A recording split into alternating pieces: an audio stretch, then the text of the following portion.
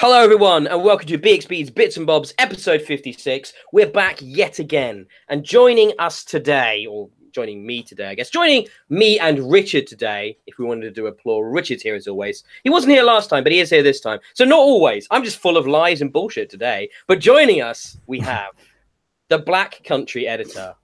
Ah, nice. Nice.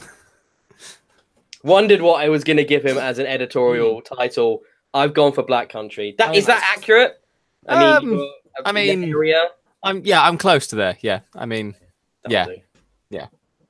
It was tricky. I was like, well, what can I call him that isn't just like horribly upsetting and insulting? And the baritone editor. You like calling yourself that, don't you? You're big on. I don't know where that came from, but baritone voice is baritone. Baritone. That's what he says. It's like his catchphrase, actually. Yeah, it's like at the end of every single thing. And Richard, as always, our reviews editor is here, and I'm your editor in chief, and I'm here. And it's gonna be this is it now. Joel has had to step down. It's sad. Other commitments, 2 young kids, life and all that stuff. He's had to step away a little bit from playing video games and talking shit about them, which is a shame because it's always, I find, a fun part of my week whenever I get to do that. But yeah, Joel, maybe one day he can return when his kids are a bit older and that sort of stuff. So the door's always open for you there, mate. Just let us know. We'd love to have you back. So good luck with your PTA stuff. Indeed. Well said. Yeah, absolutely. And he did a parting review for us for Sword Coast Legacy, which he's not about to talk about, sadly. But it looked really good. So I thought that looked like a cool turn-based fantasy set action RPG thing. But we've got some more turn-based strategy games to talk about later, don't we, Chris? So that's on your docket. And I've also had a chance to play all of 10 minutes of it myself. I'll be able to at least ask some informed questions about what I'm assuming is a deeper playthrough that you've had. But before all of that, we need to get into Cross the Streams. Yes. Cross the Streams? Cross the Streams. Love that. Which is the name Richard came up for our was untitled What We've Been Watching segment, and it's now called Cross the Streams. Well done, Rich. Great name. Brilliant name. Brilliant. Well, I was looking in the notes and peek behind the curtain for listeners and watchers. In the notes, it said we need a name for this for probably 2 years. And I thought maybe I'll try and think of a name and just chuck one in. When I turned up to my first podcast, I think it was like number 54 or something. And it said in the notes, we still need a name for this bit. I was like, after 54 goes? I don't think we did it as officially for like the first 30 or 40. But yeah, it became something we were always talking about what we've been watching. And so it became this sort of organic segment. And then I thought, we should have a name for that. And I just never sat down to try and think of a name. But Richard's done the work. So I appreciate that. One less thing for me to do. Thank you, Richard. Appreciate it. It's a great name. We really like it. I see if you have any feedback, send us a comment on Facebook or Twitter or in the show post and let us know what you think of Richard's name choice. If you hate it, by all means let us know. It'll be fun. Just wait for all the Ghostbusters. Never cross the streams.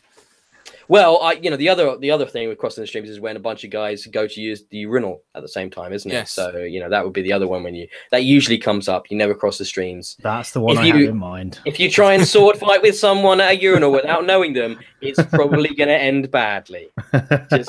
Just saying. At least wet shoes, possibly a punch in the face. Going confident. That's all I'll say. Going confident. That's all I'll say. That's Chris's now untitled life advice and love advice segment. Go in confident. Just go in confident. That'll get you through most situations. / don't take no for an answer. I like it. I mean, you added that. I'm just associating myself with that bit. Chris, it was strongly implied. Settle down there. It was strongly implied. So should we talk about what we've been watching then? What we've been watching. I've been watching some old stuff while I've been sick at home on my holiday for the whole week. I've watched a load of. You guys seen Community? The sitcom from the early 2010s. You know what? I haven't seen it. I have not, no. Is it on Netflix now? 4OD. Yeah, so adverts, annoyingly. But like, yeah, so this is where kind of Donald Glover got his break. and this is where a big thing for Joel McHale, also Alison Brie, kind of where she came from as well, from Glow and stuff like that.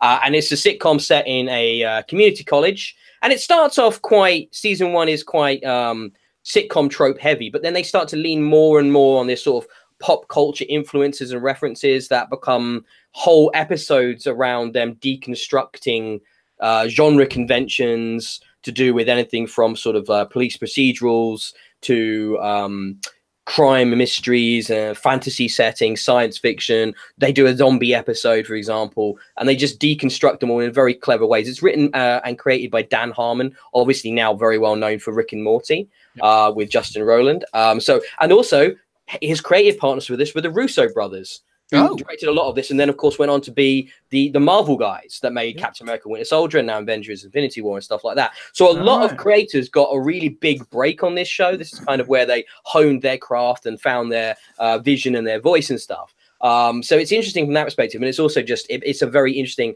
from that if you're into the sort of the meta side of filmmaking and the behind the scenes and genres and breaking down those conventions. I find all that stuff personally really interesting. From that point of view, especially from season 2 onwards, it's a really good show for that. Really funny, like an American version of Spaced or something. It's not as obviously nerdy, I guess, because Spaced was at the time it came out was counterculture. Community, of course, is very much acknowledging the love for and the kind of, you know, how geek culture has become all culture now. So it's a bit more modern. I think Space now, man, if you want to try and watch Space now, that is so dated. That is just painful to watch, I find. Wholeheartedly disagree. I think Space is the best thing this country has ever done. Ever. Ever done. Okay. That's a hill Chris is going to die on. Fair enough. No, I mean, to be fair, I can see the obvious comments I'm going to get for that. Black Books was very good too. To me, it's dated like Red Dwarf is dated. I find both of them difficult to watch now because they're such products of their time period. But I mean, if you live through them, I guess you can look at them with nostalgia. But I think if you introduce them to a 19-year-old now, I think they're going to find them very, very odd. Do you know what I mean? Yeah, fair. Whereas Community still isn't that old. It's 2010, 2011, that sort of thing. So it still works this day. I recommend checking it out. It's really good. Does somebody else want to talk about something they've been streaming so I can have a cough break? Thank you. Well, if we're doing a cough break, shall I jump on that? Or how's your throat going, Rich? It's tingling. My spider sense is tingling as well as my cough. So I was going to talk about Venom, but you first. No, go for Venom. I think Venom is more interesting than the 3 I've got. So okay, I watched Venom yesterday, and for people who don't know, Venom is a superhero movie or supervillain movie, I guess, about I'm not a comic book guy, so we might want Ben to chip in when he's not coughing. But Venom is Spider-Man's arch nemesis, or one of them. He's one of his many rogues, is how I describe him.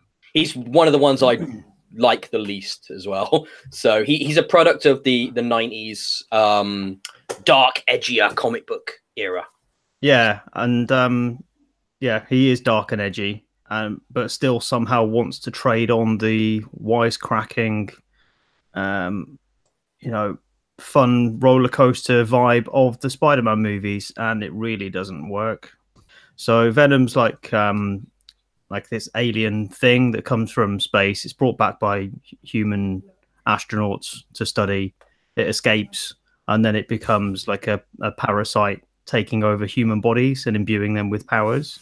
So that's what Venom is like a sentient parasite that takes over. What's the guy's name, Ben? Brock. Eddie Brock. Yeah.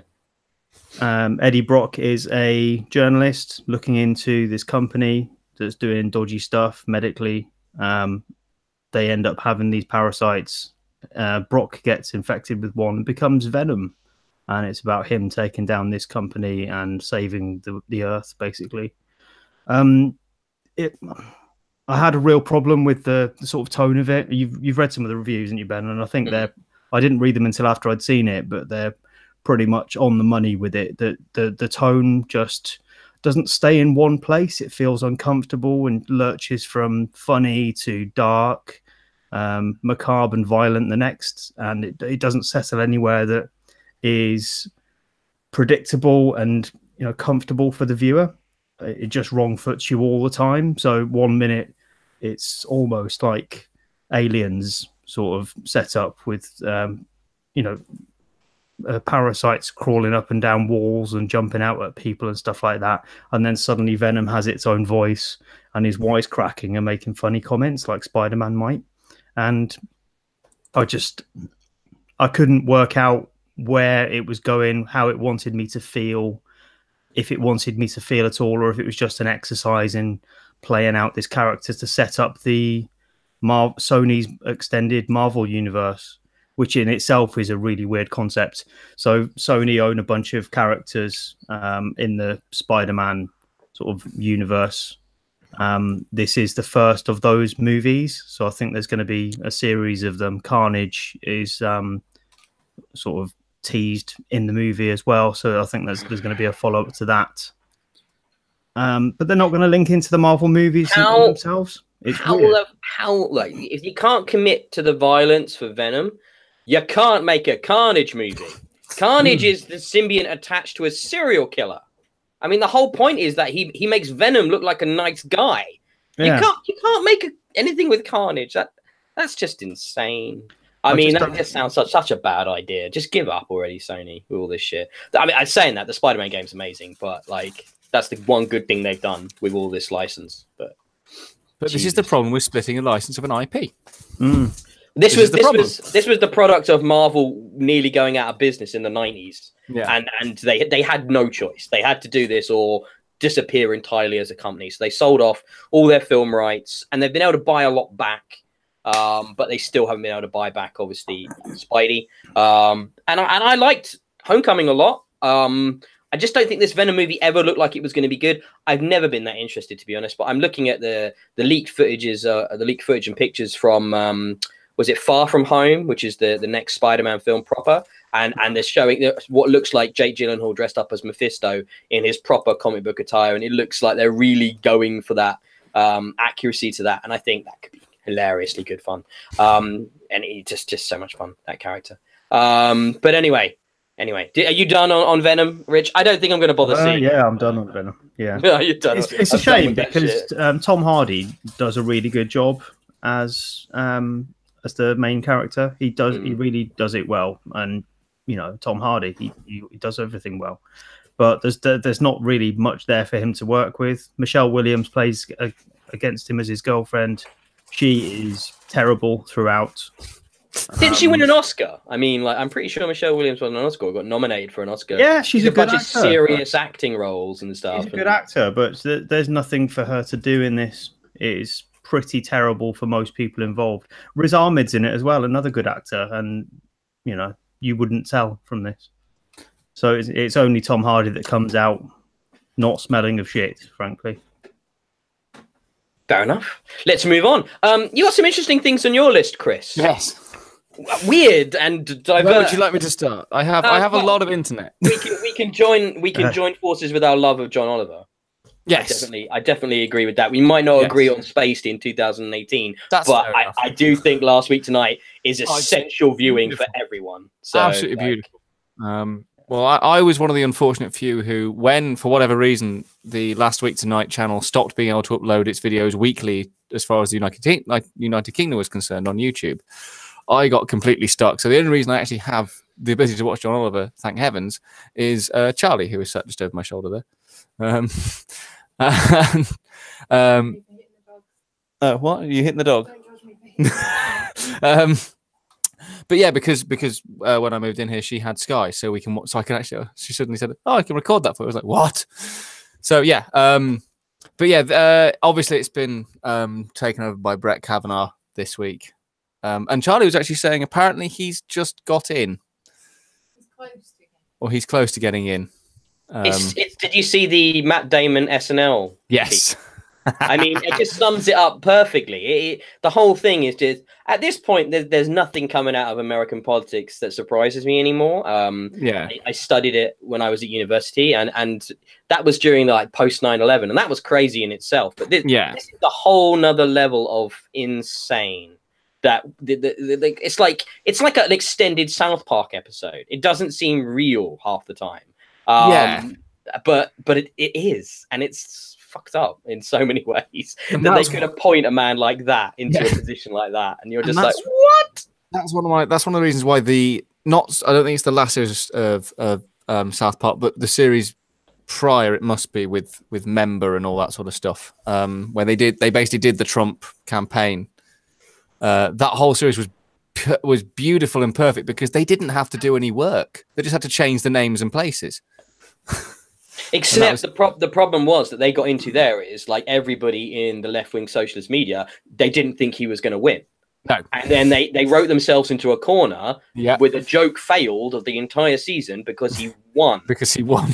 and it was just like, oh shit. Have you guys seen the new South Park episode, by the way? I haven't, no. Oh man, they tackle gun crime in schools. And it's incredibly depressing and upsetting. The whole gag is that there's literally like a shooting in South Park Elementary every day. And it's got to the point where the kids don't even acknowledge it anymore. It's just normal life. Yeah. And there's only one South Park character that thinks it's crazy. And everybody else is just like, is she on her period? And it's literally how they treat her. And it's like, this is so fucking depressing. And yet they just nail it to the wall. And it's just like, that was one of the better ones of the last few years. They really fucking hammer it to the wall. But no, it's Last Week Tonight. Everybody should watch Last Week Tonight. Highly recommend it. Really, highly really recommend it. It's super, super good. It's funny. You feel like you're learning stuff, but you're entertained. And also, John Oliver in Community. First 2 seasons of Community. He plays a psychology professor at the community college. Random connection to what I've been watching. There we go. As well. But yeah, definitely worth watching. I'm going to touch on it quickly. I think something else we can all agree on. I've watched Lord of the Rings and Fellowship of the Ring extended editions. Still so good. Still so good.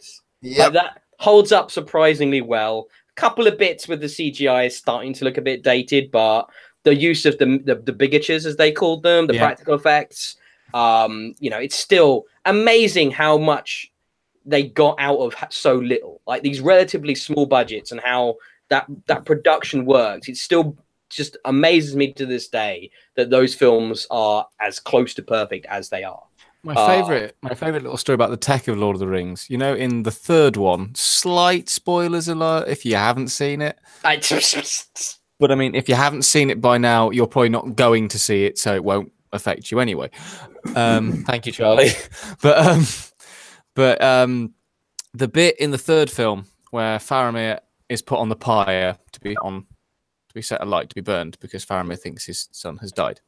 Obviously, Gandalf rides in on Shadowfax, smashes the doors open, and knocks Faramir off. So, obviously, the horse is not going to go anywhere near actual fire because it's an animal and sensible. So, do you know what they did? Do you know how they did it? Probably, but I can't remember. But go on. Most people, when I ask that question, they go, "Oh yeah, it must have been CG," because they did actually write. The films have been It took so long to film the films that actually someone wrote the program during the time of films to do CG fire, which they added to the Balrog in the first film. But that's a whole other thing.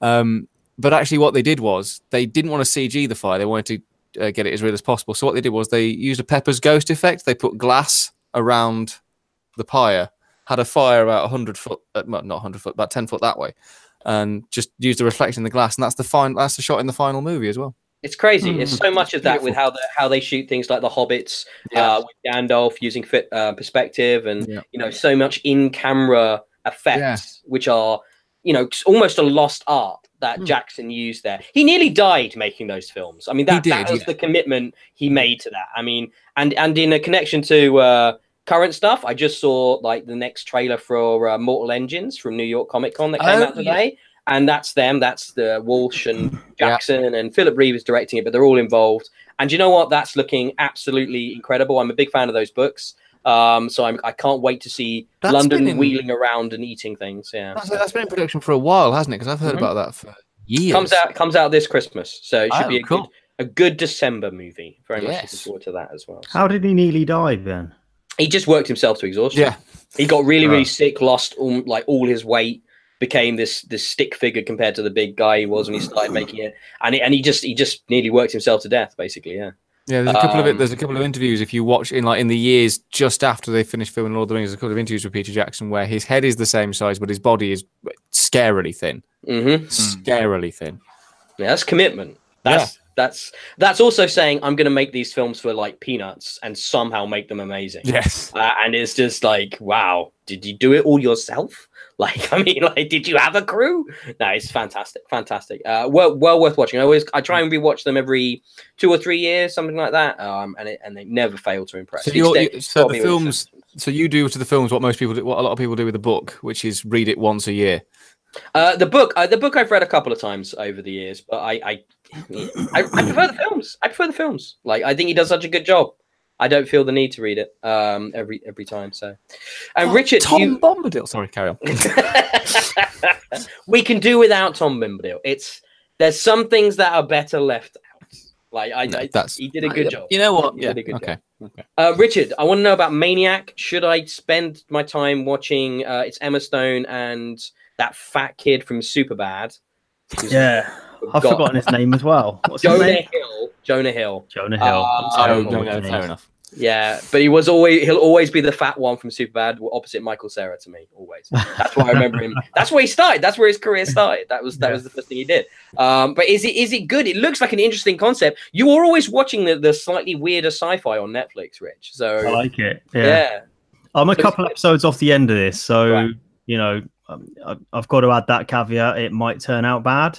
It might be another Lost, you know, where it's one of those mental shows that sounds really good, and while you're in the middle of it, it's fantastic.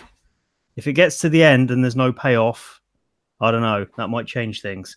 But at the moment, it's quite special. It's really silly. It's really violent. It's funny. There's an edge of David Lynch to it. It feels like Videodrome.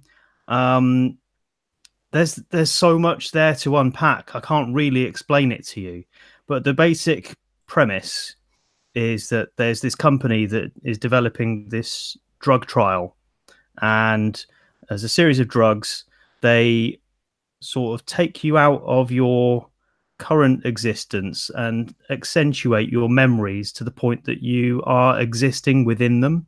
So it's almost like a virtual reality thing, but you're going back into your memories, reliving what you have done in the past to sort of challenge, confront trauma.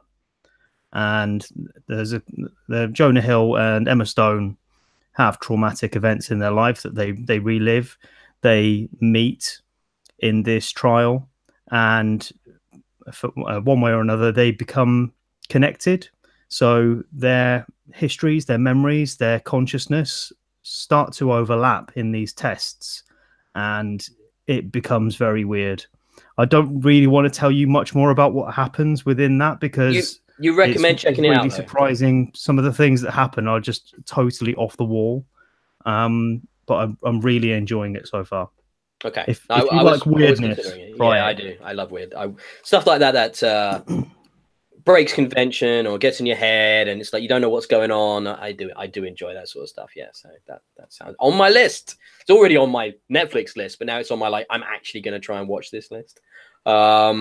Chris, does this mean that you've watched a lot of Jim Sterling rant into a camera about video games in a slightly broad formulaic way, or just the newest one? No. I've watched thousands in the last couple of weeks. Yes. Okay. Oh, that's why you're morphing into. I can see a little red tie growing out of your neck. Disturbing. Why? I enjoy it. I mean, sure, but you've watched a lot in the last couple of weeks. Does it not get a bit tiring? No.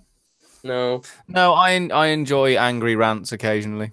And yeah, I will say we started Bxb kind of tonally in a response to the pervasiveness of negative commentary about video games. How easy it is to tear shit down. Oh yeah, and we kind of created Bxb to bring a positive voice to gaming, to try and see what the developer was doing. Yeah. Well, I fucking did, Richard. Didn't get that.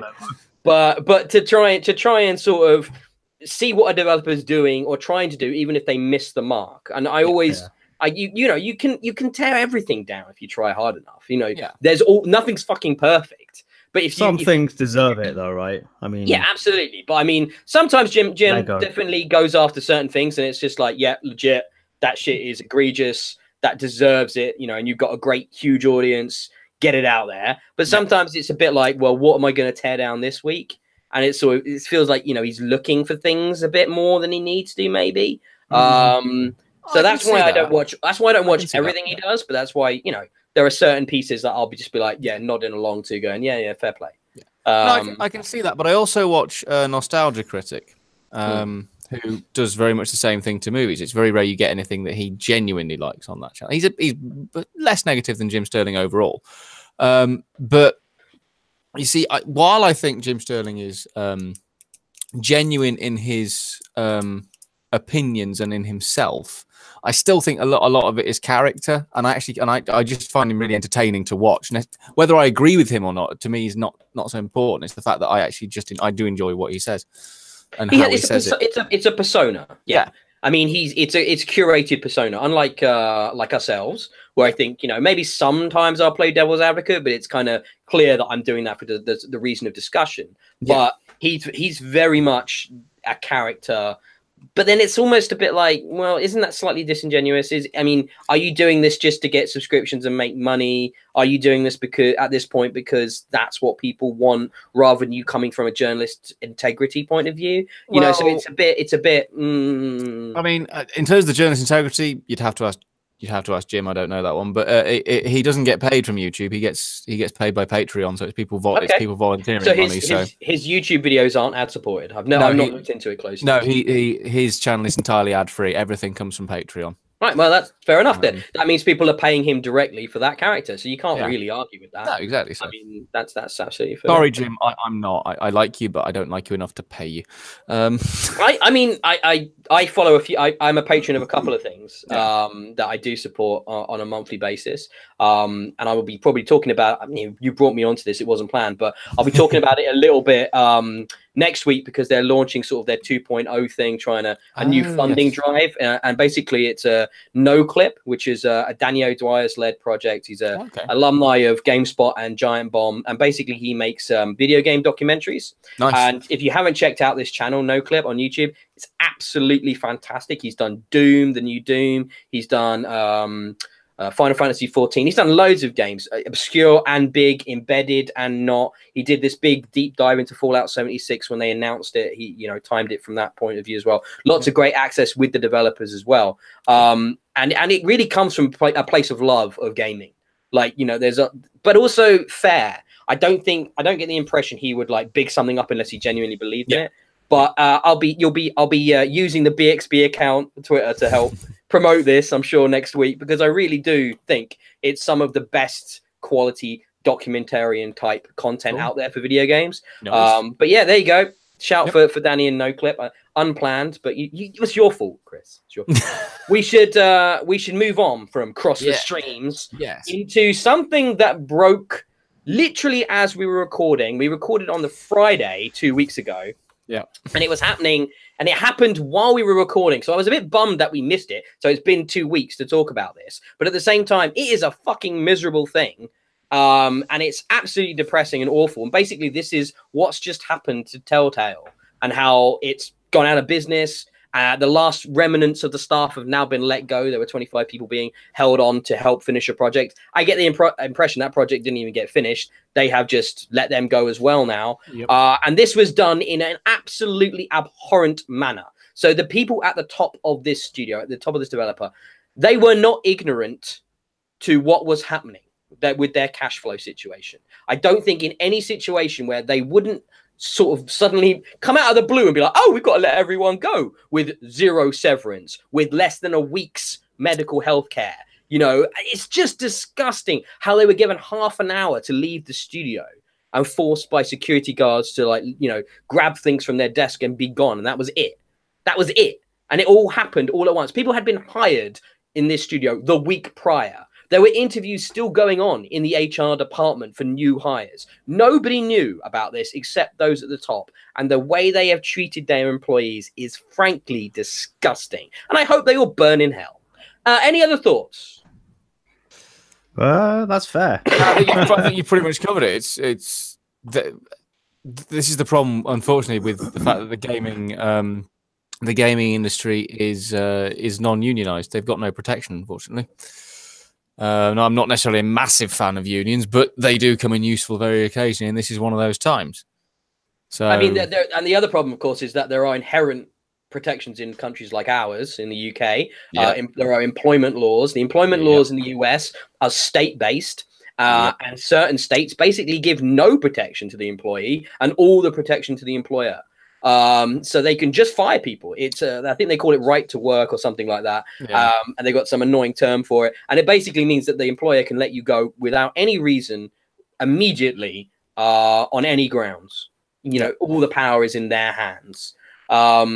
There's a class action lawsuit has been filed against Telltale. So people are going to try and sue them, but it's going to take them years, you know, and they might not win if the employment law isn't there to back them up.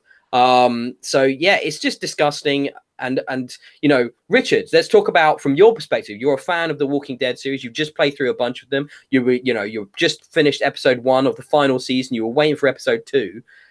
So as a fan of this series, how does that feel for you?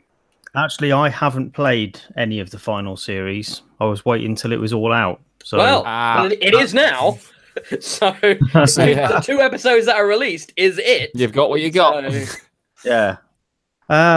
Yeah, it kind of stinks, doesn't it? I'd got back into the Walking Dead from season 3, and I'd replayed seasons 1 and 2 recently, lining up for this final season. Because I'd been really into it for the first couple of seasons. I hadn't tried the third one. I thought I'll get back on that. This final one is going to be good, right? Who knows what's going to happen with that now?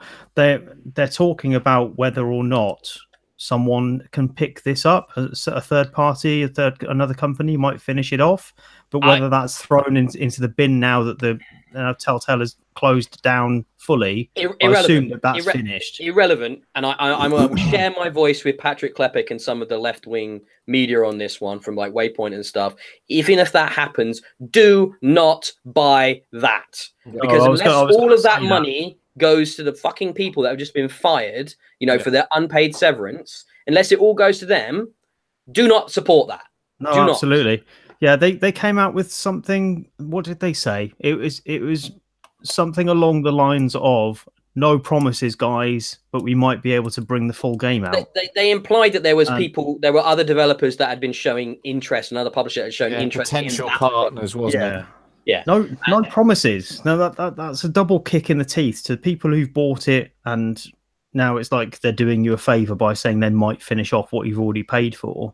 But imagine you're one of the people they've laid off, and you're currently trying to figure out how to pay your mortgage, and then your ex-employer is telling you someone else is going to come in and do what we've just sacked you from.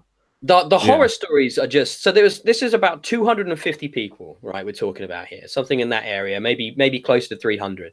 And some of the horror stories, people that had literally the month prior had taken this job, moved cross country to work at this studio. And may I point out, this is in San Francisco, which is one of the most expensive places to live and work in the entire United States. So these people with families that have uprooted themselves now have no financial support and no healthcare or protection for them or their families in a part of the country that they won't be able to stay in unless they can find gainful employment immediately.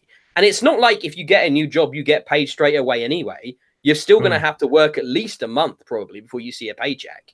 So you know, people often work paycheck to paycheck, especially in the current economic situations, especially if you live in an expensive part of the world. So these people are in, you know, you can't overstate how serious this is. It's happened to me. I've been made suddenly redundant from certain jobs in the past. And actually in a similar situation where I did move across the country to work and live in Cambridge for a video game company, which then after 6 months, suddenly without any warning, let me go and my entire team go. Right. So that has actually happened to me. So I know that feeling of utter terror and confusion and bewilderment for no reason of anything you've done, that you are suddenly out of a job and you have to scramble desperately to try and find some kind of employment, you know, there and then. And it's just gross, man. It's the reason I've never gone back to work in the industry, because it's just, the more I've looked into it, and it's actually seemingly getting worse, not better. I'm going back, this was like 12, 15 years ago this happened to me. But, you know, it doesn't seem to have improved, if anything at all, in that intervening time. And it's truly disturbing. I'll point out we've got lots of links to lots of stories from people like Kotaku and Polygon and Waypoint on the site in the show notes. Do look deeper into this. I will point out one thing. It's gross to see gamers getting aggressive towards the developers, saying, how dare you betray us like this? We demand the rest of our Walking Dead as promised. It's disgusting. People make these video games. They don't just fucking appear in your hands. So, you know, understand that. And this is a serious thing that is just fucked up. Like, I've been so angry for like 2 weeks as the story's developed and the more news has come out about it. It make me genuinely furious to see what's happened to these people. And, you know, there's little we can do, you know, but except try and raise the awareness of the situation. But, you know, what it is the whole industry needs to fucking change the way they do these things. There needs to be something there for the game, for those developers. It's just fucked up. I quote unquote enjoyed the Steam discussion topic comment that was in the Eurogamer report. That I enjoyed. Can you be more specific? It was from it's on the internet, so sod this person. It was from a person called Silver, who said team should work for free. Yes, I know that sounds crazy, but this is exactly what modders have been doing for years. This is how many great standalone full feature games are created, like the mods for Total War, such as Third Age, Call of Warhammer, etc.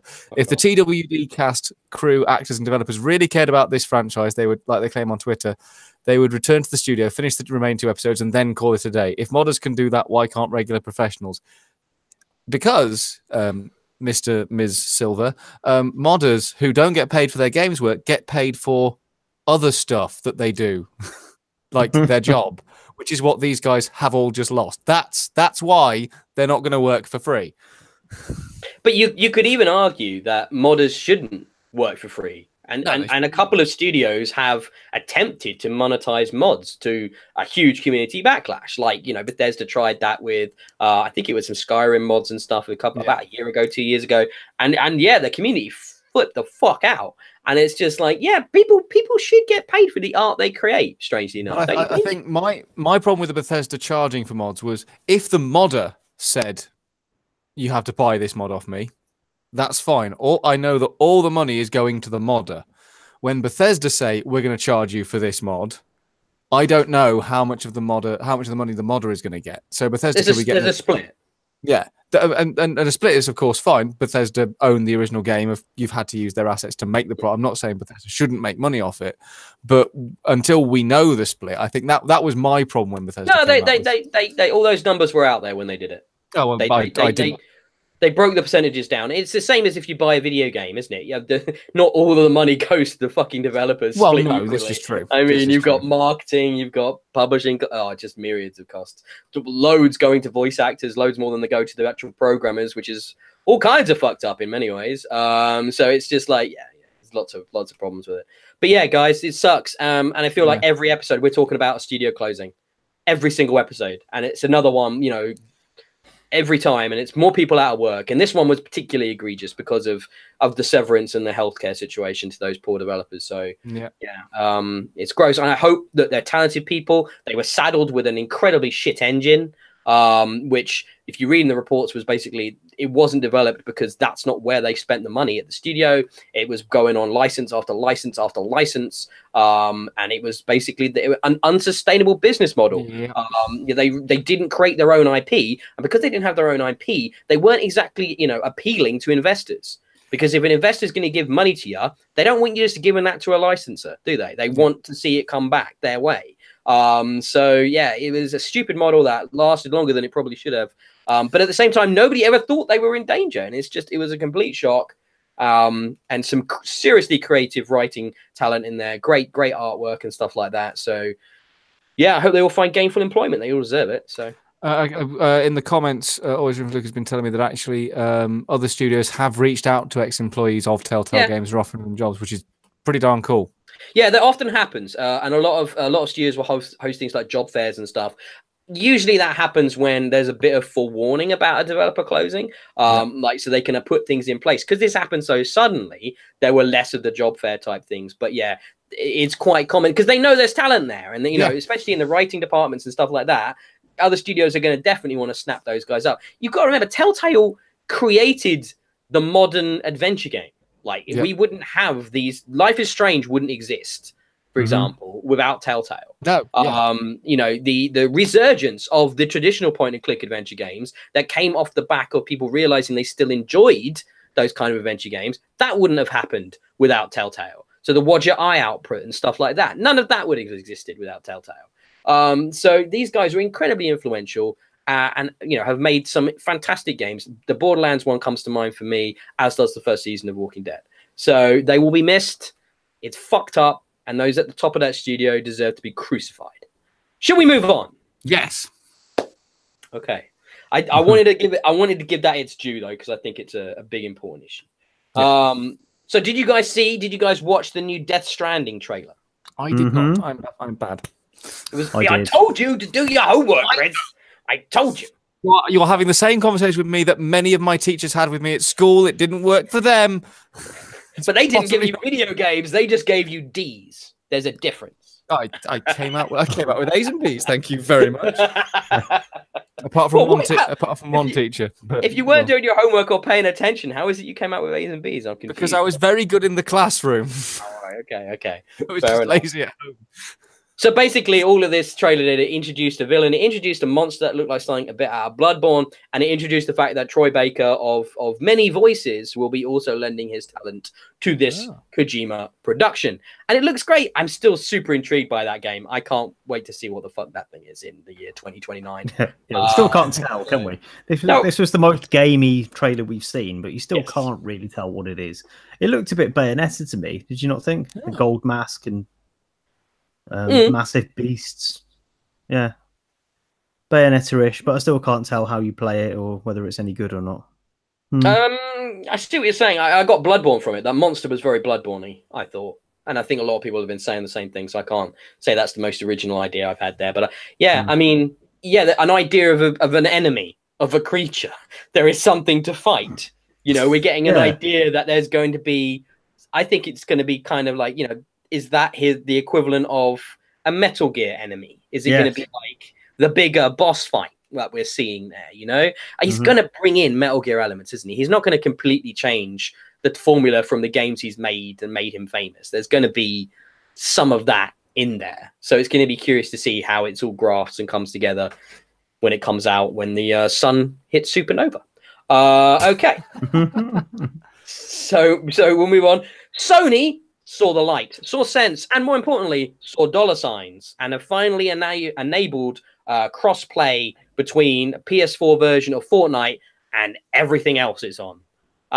There's some interesting comments about this in the story that I've linked to, because there's basically them saying this isn't the end, that they're going to be looking at opening it up for other things, and that, you know, Rocket League's been mentioned as a rumored one as well that's going to be opened up. And also implications that maybe this took them longer than it should have. Maybe they should have got this sorted a bit quicker, you know. Yeah, they're at pains to make it sound like it's a really complicated piece of work. It's not. Maybe it is. I don't know. But because the developers turned it on. Do you not remember? Do you remember when Epic accidentally turned on crossplay between PS4 and Xbox One? I know. And then it was like they had to turn it off again. It was like, well, it can't be that hard then, can it? I mean, it's just a little bit insulting, isn't it? When they've done it already, almost accidentally. Nintendo have done it, of all people. It can't be that hard, really. Yeah. But yeah, they're still playing that line. What it is Epic and Sony have come to an arrangement about revenue. I would have thought it's about money, isn't it? I mean, it has to be. So somewhere behind the scenes there, a number has been agreed upon, and lo and behold, it works. Shock. But no, it's good for gamers. You know. So things like console exclusivity and all of that bullshit is so dumb in 2018 for games. And so yeah, you just want to be able to play with your friends. This is a free game. Kids just want to be able to play with their mates on whatever they've got. It doesn't matter, and that's what we're finally going to have. With a game as popular as Fortnite, it just was a bad look for them, wasn't it? It was a really bad look. So it's a good step forward, if one that was ridiculously hard to take for some reason. So with that's all. I just wanted to throw that out there. Did you guys see the leaked Harry Potter video game footage? Yeah, I saw screens of it. I didn't watch a video. I can't say I'm that excited about a Harry Potter game. That's a weird thing to make now, isn't it? Yeah, well, no, it's honestly, it's as popular as it's ever been, as someone who deals with this stuff on a daily basis. And the new film is coming, The Fantastic Beasts #2, which is all of this is keeping the interest alive in the Harry Potter universe. And I'm not a biggest fan. I wasn't sure if either of you guys were. Chris, for some reason, made me think he would be. I got the vibe that he'd be a Harry Potter fan. Charlie is a massive Harry Potter fan. Yeah. So is my wife, yeah. So I mean, yeah, it looks cool. It looks cool. But I have, does Harry Potter need an open world video game? That's my question. Is it? I'm not saying we don't need another Harry Potter game. I'm just saying, do we need an open world Harry Potter game? I'm not saying it's not cool, but have you got something against open world games? I have something with the sheer amount of them. I mean, isn't it? If it's a world you want to experience and get lost in, isn't that compelling? Isn't that? I mean, don't get me wrong. It will sell. It will sell, and if it's well made, I will probably. Well, I'll pick one. I'll probably grab one for Charlie anyway, and I'll probably have a go on it myself. I mean, it's interesting. But again, I don't think it's anywhere near completion, so I don't see the. It's good to see. So there's rumors about where it's coming from. This game isn't usually when you get footage like this. It's from a cancelled project where a developer's gone, "Fuck it, this thing I worked on for 3 years is dead. Have some footage. Screw you guys." Yeah. This time, however, this is footage that's leaked from a game that's still in development, still active development. There's a few rumors as to where it might be coming from. But it's about a year out, is what some sources are saying. Yeah. And it looks like a proper action RPG with some combat and some possibly some like killing in it, some actual kind of like quite heavy duty stuff with goblins in there and stuff. And it's got an interesting setting, hasn't it? It's like late 1800s, early 1900s kind of like milieu to it, and I think that's interesting. It's not trying to be modern day, but it's also earlier than where Fantastic Beasts is set as well. So I think that's cool. It can carve out its own little niche and create its own little bit of lore and expand upon it. And then if it's being made in conjunction with Rowling and her stuff, and she's got some creative input in there, then I like the movies. I think the movies are enjoyable enough. I've never read the books, never read any of the books, but I think as a universe, I actually prefer Fantastic Beasts more because it's got a slightly more adult feel to it, so it's a bit more relatable, and I like those movies. But I'll play it. I'll check it out. It looks cool. I mean, personally, given that it's Warner Brothers, who I have issues with anyway, I don't particularly like their gaming division. But okay, what did they do to you, Chris? What happened? Well, one thing I've always wanted. Show us where they hurt you on the diet. One thing I've always wanted is a proper open world Middle Earth game. Right. And we were going to get that for free, because they were modding one originally for Oblivion, then they ported it all to Skyrim, and it looked absolutely amazing. Warner Brothers stepped in, and with a cease and desist order, and I have a problem with cease and desist orders as well for free content. While I understand protecting your IP, and I do understand protecting your IP, and that's fair, I would rather see Warner Brothers working on, because Lord of the Rings is still as popular. It's been just as long since Lord of the Rings went as Harry Potter went. Granted, Harry Potter's got slightly more recent movies. Yeah, quite a lot more. Yeah, but like this year. But anyway, well, yeah. So, you know what I mean? But yeah, but I still think. I mean, I have problems with Warner Brothers. You don't like Shadow of War and Shadow of Mordor and stuff. You've not played those. You don't like those. Shadow of War, I thought was pretty good. Shadow of Mordor was better, but I like this. But that's an open world action RPG set in the Middle Earth. I mean, it's an open Mordor. You don't go to the Shire. No, Shadow of War. No, you don't in Shadow of Mordor, correct? But in Shadow of War, there's a lot more variety in the location. Okay, no, I haven't played Shadow of War, to be fair to them. So that only came out. That only came out of this like the end of last year. So. Yeah. Can you choose your race, or are you a man? No, you're the dude that's half elf ghost and half dude. Right, cool. Yeah, whatever the fuck that's about. But you can, yeah. It's weird because it's like Warner Brothers and Monolith just taking incredible creative liberties with that property and just making shit up. Yep. Like Shelob is a sexy lady in Shadow of War. She isn't even a spider, and it's like, what the fuck? It's so you can feel like you want to fuck her. It's like if you want to fuck a spider, it's kind of weird. But if you want to fuck her and she's a spider that turns into a sexy lady, that's okay. No, that's still weird. I mean, well, yeah, but Middle Earth still weird. Middle Earth. I mean, granted in Middle Earth, but no, I mean, more power to the Harry Potter fans. Yeah.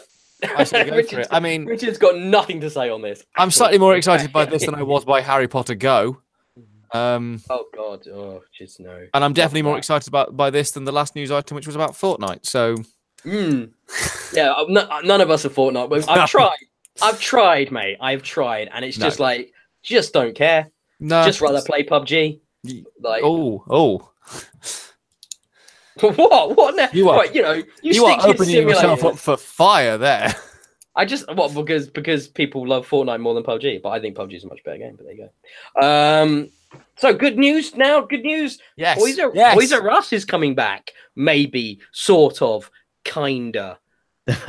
weird sort of news story. This it sort of quietly came out that the guys that were kind of closing it down, selling it all off, breaking it all apart, decided not to, and they're actually going to try and relaunch the brand and the IP and kind of bring it back instead of getting rid of it because it was too much of a valuable property to completely destroy.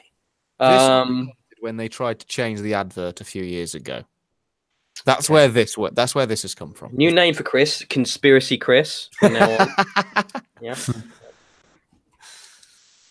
So I have no idea what you're talking about. I can't remember the last time I've seen a Toys R Us advert. Do you remember the Toys R Us adverts from? I mean, we're when we were children. Yeah, the whole song. Toys R Us, Toys R Us, Toys R Us. That has been the song since then, forever. And about 5-6 years ago, Toys R Us released a statement saying we're changing the Toys R Us jingle, and everybody went mental. It was one of the most brilliant pieces of internet madness I've ever seen. Everybody on every social media was saying, no, you cannot do this. And that's why I reckon their stock started to fall. That's probably true. It's probably true. It's probably got nothing to do with the fact that they were trying to still be a big box retailer in an environment where people were no longer consuming or buying video games due to the advent of tablet computers. Probably nothing to do with that. No. But just the advert, man. Yeah, fuck that advert. Seriously. I will be proven correct one of these days. I'm not sure on what subject, but I will be. We'll talk about simulators at some point, and I'm sure you'll be. Poop. There we go. Yeah. So good news. Yeah. I mean, we'll see what happens. Great news. But news. Well, I'm not sure it's quite news yet. I mean, we don't know what form they're coming back. But it also Woolworths came back technically. Wouldn't this also be the same kind of news as like if I just turned around to you and went, "Oh, actually, Telltale's coming back." They're not going to rehire any of the staff that they fired, but they're going to come back and they're going to bring out the rest of the Walking Dead the final season. Is it kind of like that? I mean, like if you think about it, Toys R Us has come back, but they fired all their staff. They've got rid of all the shops. So whatever comes back doesn't help all the people that they just fucked. Did Toys R Us give their employees severance pay? Oh, I'm sure they treated them better. Yes. Absolutely. It wouldn't be hard to treat them better than what just happened. Well, no, this is true. This is true. I mean, like, oh my God. And they knew that was coming for like the best part of a year, didn't they? Yeah. So it was a long process. Yeah. But still, it's kind of, we'll see what happens. It's not news, but it could be good. It could be good. Yeah. What's moving on to the next bit? I want to talk to you guys about this, and that's slightly broader, a broader thing. Are you guys familiar with The Witcher? Yes. This is an interesting story. Are you familiar that it was based on a book series? I wasn't until this story came up, but now you were not. You weren't. Okay. No, I wasn't. Famously, the author. Has anybody got the author's name to hand? Andrzej Sapkowski. All right, famously, the author sold the rights to CD Projekt Red for like no money, like hardly anything. And CD Projekt actually said we can do a profit share thing, and he was like, "What profits? Give me all my money now!" Like that. He literally what he did. He said, "I want all the money. I have no confidence in your ability to make a video game out of this that'll be anything other than shit and sell 5 copies." He's kind of famously been a dick about it, but now he's sort of like got in touch with his lawyers and contacted them and gone, Actually, I think I should have $16 million due to how well The Witcher 3 did. And Projekt Red have gone, no.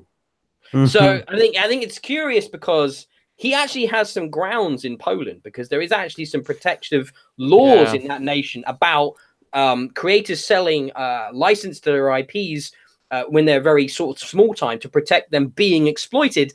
That he really wasn't. They did try to give him the deal that would have netted him probably considerably more than $16 million. And some people are saying, well, look, they did so well. This is small change to them. Why don't they just pay him off, give him something, to keep him happy?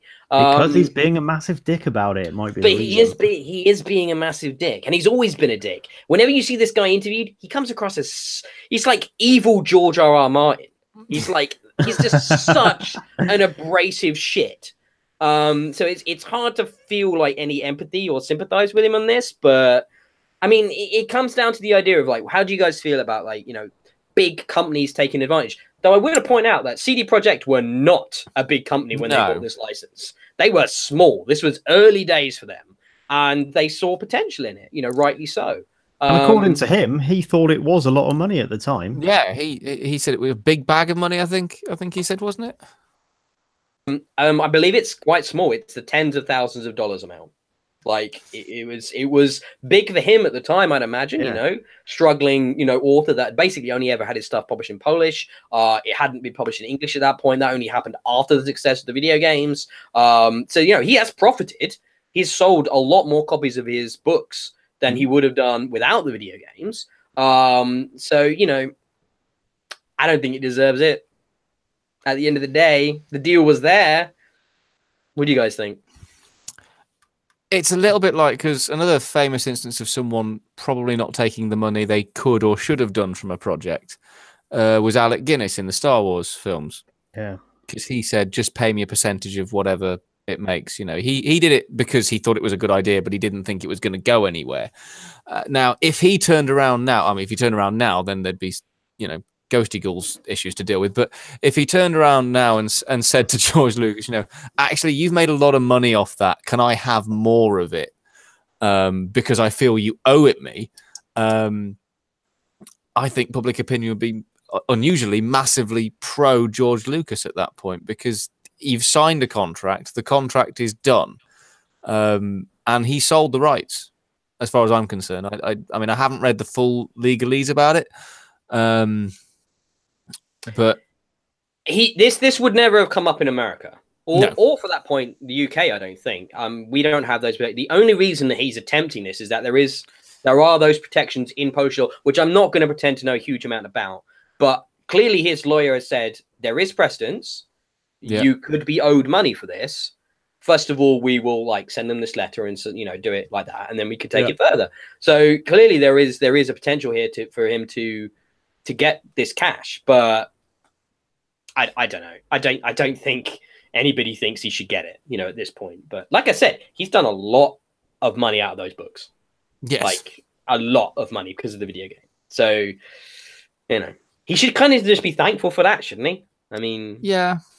I don't know. I mean, yeah. Even if he thought he had a case, if he thought that he deserves a share of that money, maybe he does. I don't know. But I wouldn't be taking legal action for that. I'd be saying, guys, you've made billions and billions of dollars. Chuck me a few. And if they're nice about it, maybe they would have done. I can't see they'd be particularly tempted to now. He's just such a dick. He just, from what I get the impression, he would never approach it from that point of view. He hasn't really kept an ongoing relationship with them, from what I can tell. And he's never interested in interviews about it because he doesn't like talking about the game because it's not his shit. Yeah. So he's not ever wanted to be connected with it. So kind of fuck that guy. Let's move on. Let's move on. I mean, I don't have a lot of details on this one either, but there are rumors and reports that we're going to get a new iteration of the Nintendo Switch next year. Richard, I go to you on this one. What do you think about this? How would you feel about this? It seems kind of inevitable to a degree, but like, what would you want to see in a version 2 of the Switch? That's tough, because when Nintendo do remodels of their handheld systems, it doesn't usually come with the sort of baggage that the Switch would do. So we've got all those accessories now. We've got Labo that's designed for the form factor of the current Switch. We've got the controllers, which have to fit the existing Switch and presumably will need to fit the new version. If it has the same form factor, what's different about it? Better screen, more built-in memory, better battery. I can't see there being a significant change if they do change it. Proper cloud saving? Well, that technically is there, and that's not a hardware issue, is it? No, true. They could enable cloud saving for all of the games if they wanted to. I am using the cloud save now because I've subscribed to Nintendo Online more for Do you want to talk about that a little bit now? I can do, yeah. I mean, there's not very much to talk about other than I have successfully backed up probably 80% of my save games. The others, this is good. This is good. The others, it won't let me do that because they're paranoid about me. I don't know, hacking my Splatoon 2 save and exploiting it somehow. So that's just it's preferable to them that I lose all of it if that time comes. So that's frustrating that having forked out, it still isn't doing what I want it to do, really, which is it's kind of a protection racket anyway. So you'd expect it to, so properly protect everything. You've not put hundreds of hours into The Legend of Zelda. What about Super Mario Brothers 3? What's going on, Rich? What are you talking about? I don't understand. I'm glad that I've backed up my Zelda save because that is like 250 hours. Cool. But no, legit, I can understand that. I mean, you don't want to lose that, do you? Yeah, absolutely. And the fact that you couldn't just do like what you could on the DSs and stuff, where you just pop memory card out into your computer and just literally copy and paste and back it up that way. Really simple. All of it's been locked down. Yeah, so you can't do any of that. But yeah, it's frustrating in a way because this service, you'd imagine when they start charging for it that there might be some feature or addition that makes it worth the money. Yeah, it's interesting. I can't say there is really. So what you just said, like, so better battery, bigger internal storage, nice screen. But if you start changing the form factor in any way, all of the accessories, all those third-party cases, everything become redundant, and it's just that would be harsh to do to the consumer. But Nintendo like to fuck the consumer pretty hard. Let's be honest. Richard, who's bought his pointless NES attached controllers for the Switch, you actually bought those? I have pre-ordered them. It's a special deal, Ben, because you're only allowed to buy them if you subscribe to Nintendo Now. So not Nintendo Now, Nintendo Online. So but you're not even but you can only use them to play the NES games, which you just completely brushed off. When I prompted you to talk about it, you acted like you hadn't even looked at them. So, I've kind of looked at them. It's just a novelty, isn't it? No one's going to really £70. What? £70 of novelty. No, they're only 50. Oh right, okay. Only 50 quid. So that's 25 quid for one NES controller. It's not like I bought this novelty controller for £70 that I have never used to play a game with. It's not like I did that. I wouldn't have done that. That wasn't me. So I mean, like, I can't. I shouldn't throw stones in glass houses, really, should I? So fair enough, dear. You love your Nintendo. I rationalised it to myself. It does make sense in a way. You've got a NES Mini, right? Yes. No, a SNES Mini, not a NES Mini. Did you not buy a NES? Oh, okay. No, I didn't get the NES. A NES Mini is more expensive than those controllers. And it doesn't have a rolling catalogue of games. So I feel like it's not that bad a deal. I do have the PlayStation Classic pre-ordered as well. So, pointless. Look at you kids with your disposable incomes. It's a horrible look. Honestly, Chris, it's just a horrible addiction problem. No different if it was crack or, to be honest, it would be more socially acceptable if it was crack, at least where I live. So, Like it's an issue. Let's move on. Brings that up scarily frequently, actually, when I spend money on games. What, your crack addiction? You've got to choose one, Richard. Crack or games. You can't have both. It's so greedy. No, she'll frequently say, well, if I buy something, she's like, well, at least you're not on drugs. As if it's somehow similar, but not quite as bad. I should use that one with the wife when she's like, you spent how much on the special edition of Assassin's Creed Odyssey? I'm like, well, I'm not buying a bag of Coke. I mean, you know, come on, it's all relative. I'm like, you know, just remember that, not cocaine. Right, Switch might be happening. Moving on. We had a really early accidental leak of November's PlayStation Plus games, which for the PS4 version, we've got Bulletstorm and Yakuza Kiwami. Bulletstorm's a lot of fun. I've got the full clip edition on Xbox One. Well worth checking out again on Plus. And the Yakuza games, I've had Yakuza 0 on my hard drive on my PS4 since it came out, and I've yet to play it. So hard to believe. Me buy a game and never play it. Shock. I know. But I keep meaning to. So that's okay then. That's all right then. You can't talk. Your backlog's just as bad as mine, Richard. Jesus. I'm cracking through mine. You seen my gamer score recently? I'm doing better than you, I think. I'm keeping up. Fair enough. Better than me. Well, you actually use your Game Pass subscription. The only time I ever get a Game Pass subscription is when it's on sale, which is pretty much every month. So I'll be re-upping that way. Anyway, are those good? Are we excited about that? Does anybody care? If not, we'll move on. I don't care about Bulletstorm so much because I've done it. But Yakuza, yeah, I quite fancy trying. Give Yakuza a go for free. It's pretty cool. Yeah, there's millions of them, isn't there? I don't know if this is a good way in or not. Where is this in the series of 7 or 8 games? I don't know. Is it a recent one? This is the first one. This is a remake of Yakuza 1. Oh, okay, perfect. So it's a good entry to the series then. Yeah, so 0 and then 1 would be a good way of doing it, I'd imagine. Yeah. If you haven't played 0. 0 is meant to be fucking incredible, is what everybody tells me. So I do need to get around to that. But yeah, that's pretty cool.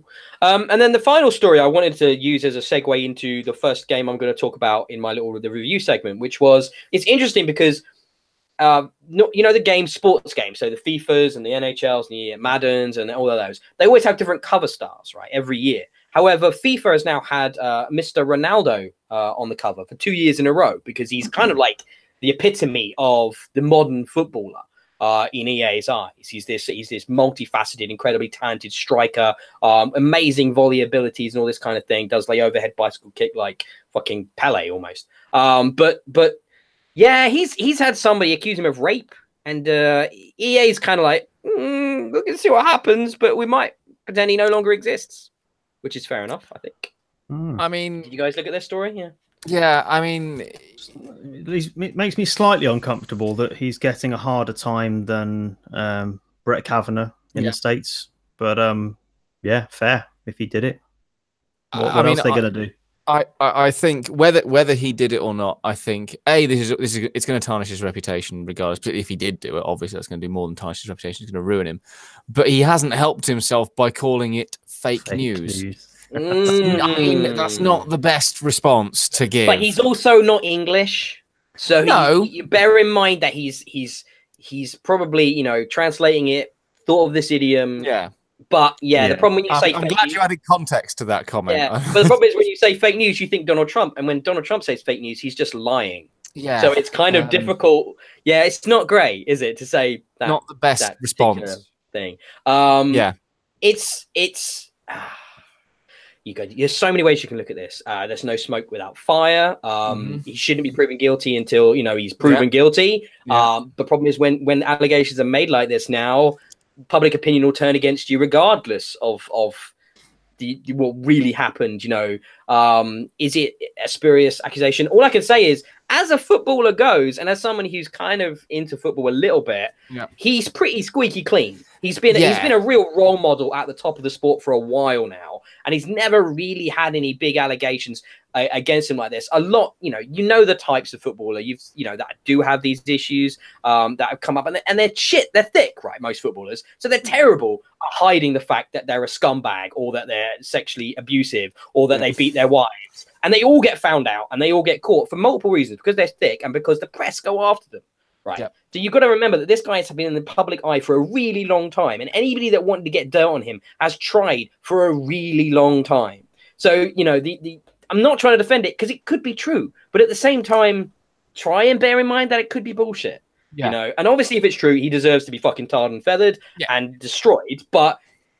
he has said more than fake news, to be fair to him. He has, I mean, he's filled in the blanks a bit more than that. He just flounced out and went, fake news!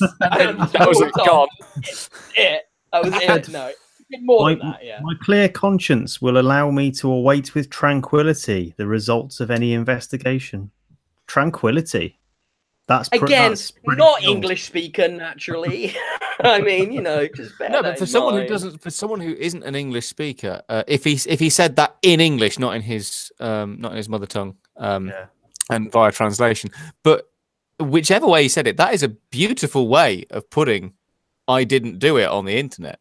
Yeah. You see, bear in mind that if it was an English footballer accused of this, right, that he'd basically point at the picture of the woman and go, "Fuck no, mate, I wouldn't bang that bitch. She's well ugly." That would be the defense that you'd get from a British footballer. So, bear in mind that, he's got a bit more class, a little bit more, a little bit more bearing, So, look, he's a talented guy. And off the back of that, I want to briefly talk about FIFA, because I need to have a break. I'm getting pretty knackered. I want some of you guys to chat in a second.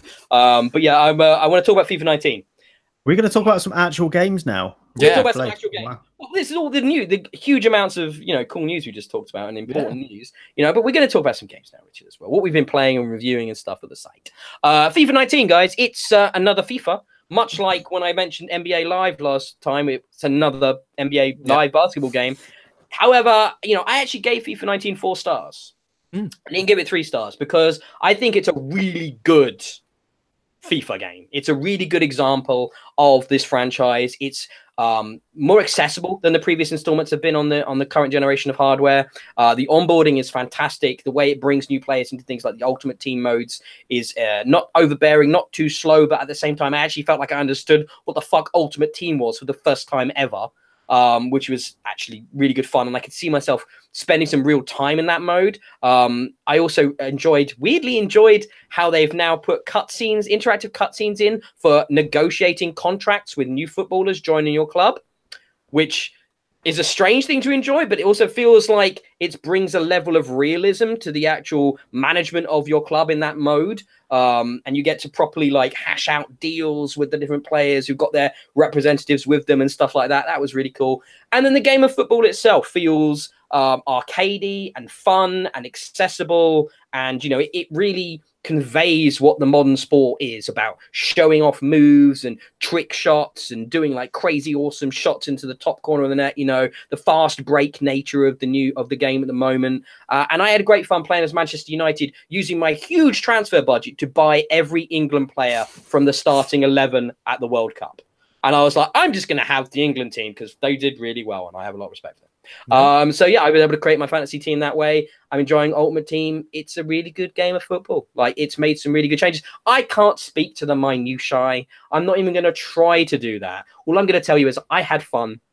I am not a FIFA expert. I am not a football expert. So I can't talk about how the tweaks on this control method or this shot clock timer and this button that does this if you hold it or double tap it twice and things like that. I'm not even gonna touch that shit. All I'm gonna tell you is I had a good time. I think it's the best example on the current generation of hardware of the FIFA franchise, which I've played all of them to date so far on the Xbox One. Go out and buy it if you want to. If you're into football, this is the game, isn't it? Really, it's the only game in town. So it's a good one of those. Any thoughts or questions on FIFA? No. Cool. No. No, I've not played FIFA for a long time. I think the last one I bought was FIFA 14, which I bought on the proviso that you would play with me, and then you never did. Sounds like me. Yeah. So However, I thought I'd bring that up 5 years on. I would say if you want to try it, Rich, it's one of the ways I've been trying a bunch of the sports games this year. Is EA Access. Really good. We get a 10-hour free trial for all the games, basically, don't you? Which gives you achievements and everything, and then progress carries over, and it's like $2.99 for a month or less than 20 quid for a year of EA Access. I've had an EA Access sub since it started. I think it's a really good value way of picking up a lot, like all the EA games. Okay. So really, if I really get good. an EA Access subscription, you'll play with me, will you? Only if I can beat you, which I'm pretty sure I will. To be fair, you probably will. I know I'm going to be better than you. That's fine. Yeah. We'll do that. I will play with you. Why don't might you beat you at NHL? Yeah, I was going to say, why don't you tell us about football on ice, which is what NHL is. Oh, it's better than football, mate. NHL. Is it? Go on. Tell me video gamey. I've reviewed a couple of these now. I think the last one was a couple of years back, so I've had a bit of a break. But NHL 19, I really like it. I used to love Speedball back in the day, the old Bitmap Brothers fantasy violent sport classic from the 90s. And ice hockey strikes me as quite similar to that. Or I guess that was similar to ice hockey. I guess that was around before Speedball. But NHL 19 is another good one of those. Better than the last one I played, actually, because it's really accessible. You talked about the onboarding in FIFA. This does a really great job of it as well. I mean, there's the usual sort of tutorial stuff that you expect, but they do a good job of that. There's not too much to get through before you can play a proper game, but it does go through all of the basics and a bit beyond that as well if you want it in the tutorial, and it's painless. And it does just enough to tantalize you into thinking, oh, you can do that as well, can you? And it's clear from the outset that there's quite a lot of finesse and nuance in the control system that you don't have to use, but it's there if you want to. One of the best things that it does for onboarding is broadens the scope of the game beyond professional ice hockey into amateur ice hockey games as well. So you can set up your own character who's fresh on the ice, wearing regular casual clothes, hoodie, jeans, whatever, and just go and play with a bunch of mates. And it doesn't even have to be a proper game of ice hockey. You can just have a knockabout with people online, just playing on your own against two other individuals, just trying to knock pucks past a goalkeeper, So it's really good for a knockabout to get you familiar with how the game works and just understand the controls before you get bogged down with the minutiae of how a proper hockey game works and all the rules involved with that. Because I'm no expert on that at all, but even that side of it is not too hard to pick up. But it's nice that it gives you a really easy route in, and once you're hooked in, the game itself is really good fun, and there's a load of content there for you to sink your teeth into. So even beyond the beginners, for long-term players, there's a lot here to draw people in. So there's classic old school players from real life like Wayne Gretzky and Mario Lemieux. The only man I'd have sex with. I don't think that's in the game, I'm afraid. That's disappointing. That is disappointing. I'm sad about that. But yeah, there's a load of content there for newcomers and veterans alike. It looks fantastic as well. There were parts in the tutorial where I couldn't quite tell whether it was in-game sort of pre-canned stuff, like showing me what I was going to be doing in the next couple of minutes, or whether it was like, live. It could have been live video, or it could have been something from in-engine. I couldn't really tell. So that gives you some indication of how good this game looks. Probably in-game when you're controlling it, obviously you can see, but yeah, it does catch you out a couple of times. So yeah, I think production values, accessibility, and longevity, there's loads in there. I just wanted to say, you're mentioning you're kind of like ice, just on the lake mode. There's something like that in FIFA as well, where you can turn off all the rules and like just play like foully fucking slide tackle fest. Oh, really? Mates kind of just like, you know, when you were a kid, when you were playing football games where you just fucking smashing people around and stuff. You can do all that as well. So you can so it sounds to me like EA in general has had a thinking about can we just make these games fun? You know, they don't have to always be super serious sims. I don't want to undermine, because from what you've said, they do sound like two great games. But the FIFA stuff where you could play without the rules, that was in FIFA 98. Yes, but as in it's good that they're bringing it back. It's good that they're bringing it back. You know, analyzed franchises do this though every time. They'll take stuff out and they'll put it back 2 years later, and then they'll take it out and they'll put it back 3 years later. You know, it's the way they keep it feeling fresh. Yeah. So it's cool. It's cool that EA is back to that. Then I'm back to that. Well, as you're being a bossy contrarian, correcting us, Chris, Actung to you. Tell us about Cthulhu Tactics, which, by the way, I can't decide if it's the worst title for a game ever or the best. I mean, I suspect, I don't know for a fact, but I suspect me and you are going to disagree about this game as well. Really? Okay. I mean, are you an XCOM guy or not an XCOM guy? I do like XCOM. I do enjoy XCOM. Okay. Yeah. And since that fabled comment on Joel's train sim review, I shall start with a positive. Right. If it was just an XCOM game, if it was just a game based around that, if it was just a tactical combat game, it's a very solid game. The combat I like. There's a few problems with the AI. I think the AI is a bit thick occasionally. And I think bullets... I don't know, because you said you've played about an hour of it as well. So 15, 20 minutes. Okay, cool. So you've played what, the tutorial mission, maybe the first? Yeah. I don't know if it's just because I'm getting deeper into the game or whether it's a problem with my setup. I doubt it. But there are just moments where the game lags a little bit behind its own action, in that you'll hear the bullet go and then the screen is stopped for about 5 to 10 seconds. On occasion, that's not every time. That's the worst one, but it usually stops. It can stop for about poor optimization. Have you tried lowering your settings just to see if it's? I will double check that. Double check that. But yeah, no. As a combat tactics game, it's good. That's all I know about it so far. That's the bit I liked. Yeah. My problem with it is that they've linked it to the Call of Cthulhu tabletop game, and have barely made it. It doesn't feel like the tabletop game at all. And I know it's a computer game. I know you're not going to get a perfect transition, and obviously it's a particular type of computer game as well. But the thing about the Call of Cthulhu games is they're very character driven, like most tabletop games. Yeah, they're very character driven. They are all about characters, backstory, the story itself, and the way you can interact with stuff. And for me, I've played about 4 or 5 hours of it so far. It's just not there. That side of things is just not there. Is this a proper licensed connection to that? Yes, it is. Yes, because there is actually an Actung Cthulhu tabletop game based on the Call of Cthulhu rule set.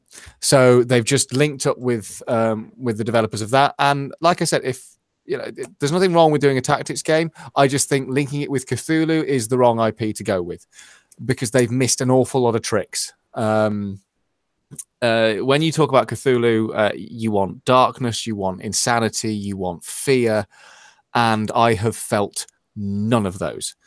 There is little to no characterization whatsoever. Only one person in the entire game says more than about 3 words at a time. And that is the very British narrator guy.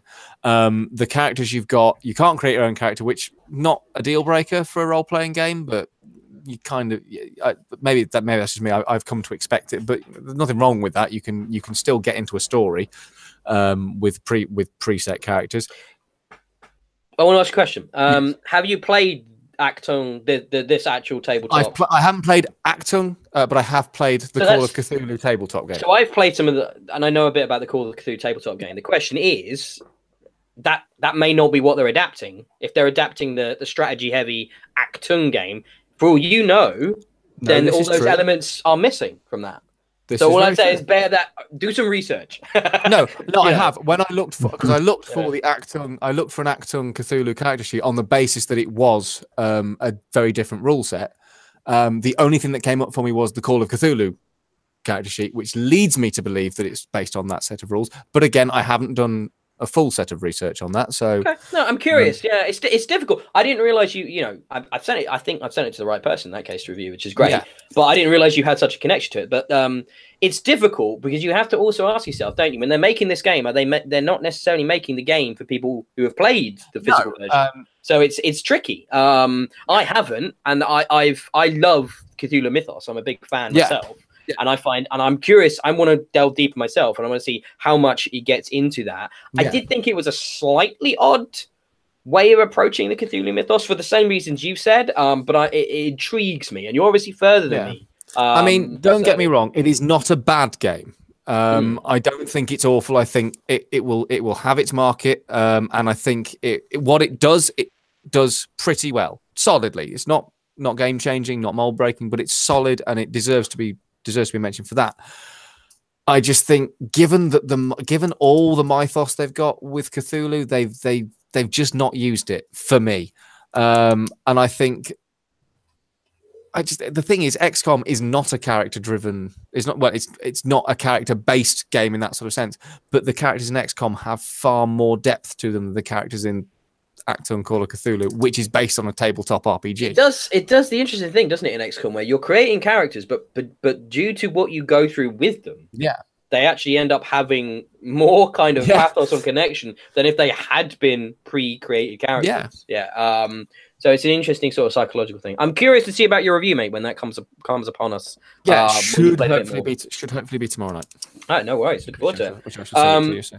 Quickly touch upon I made a mistake here. I'm a big fan of Victor Vran, the isometric action RPG, and it's actually, I think, free at the moment on Xbox Live. It's Games with Gold, well worth checking out. But I missed its release on Switch entirely, so I reached out at the start of this week to the guys behind it. I was like, "Look, I know it's been the best part of 2 months, but I'd like to draw people's attention to the Switch port you've done of this because it's a really fucking good game, and it's still good fun on the Switch. The Switch version has a few performance issues." But it's still fun, and it doesn't really hold back the experience. I've got a review for it on the site, and I've already done the review for the Xbox One version as well. That's also on the site. But yeah, if you're in the mood for an isometric RPG to tide you over until the Diablo 3 port comes out on Switch, well worth checking out. It's got an awesome Iron Maiden campaign, like a fully licensed Iron Maiden campaign, which is so cool with their music and Lemmy and fucking just mad shit, like set in the Iron Maiden universe, which is unlike anything I've ever played before in an action RPG, and it's frankly worth playing just for that. Nice. So really cool. Chris, I wanted you to talk a bit about Between the Stars, because these nice people have about 10 days left on their Kickstarter, and I don't think they're going to make it. No, and unfortunately, try and help out. Unfortunately, I would love to help them, but unfortunately finances don't allow. But Between the Stars is an absolutely beautiful looking game, both graphically and design wise. If you haven't seen the review, please do check it out on the Bxb'S channel, on this very channel you're watching us on now. But basically it's an independent space-based roguelike simulator where you get to take on the role of a captain of a ship. At the moment, they have a demo up on Steam, which I'd strongly recommend you play. And when you play it, I would really recommend that if you can afford to, you support their Kickstarter, because they really deserve to get this game made. It's not perfect yet, but I think there's so much potential in this game because it's a roguelike. The demo doesn't show too much of the roguelike side off, simply because it's a story it's the prologue. It's a story to get you into the game and into the universe that they're creating. But I think it's nice. There's not many bad things about it. There's like I said, there's still stuff that needs I've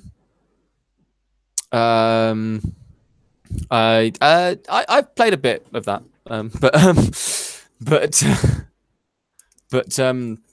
but yeah. So no, I'm trying to think back to it now. It's been so long since I touched it because I finished it. But yeah, it's good. It's worth a look. I would say that is the overarching theme of what I'm saying. You're still muted, I think. I am. Oh, thank you. I was still muted. So there's a free demo out there right now on Yes. Steam, and that doesn't hurt to check that out. It is a lovely looking game, and honestly, watching your coverage of it, it definitely makes me want to go and back that Kickstarter as well. And I might well do that. They've got about 10 days left on the project.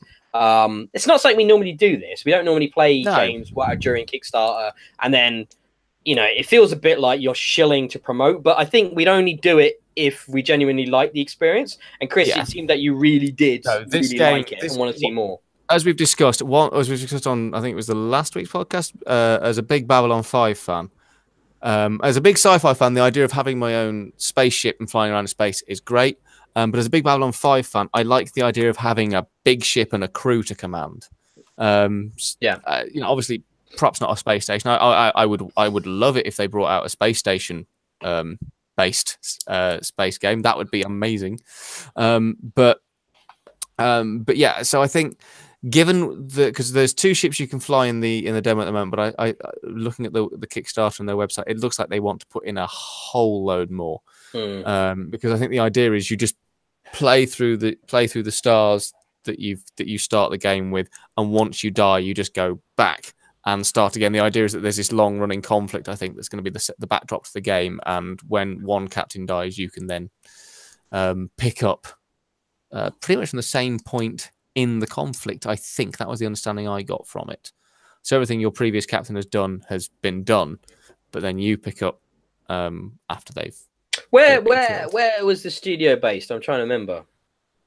Okay.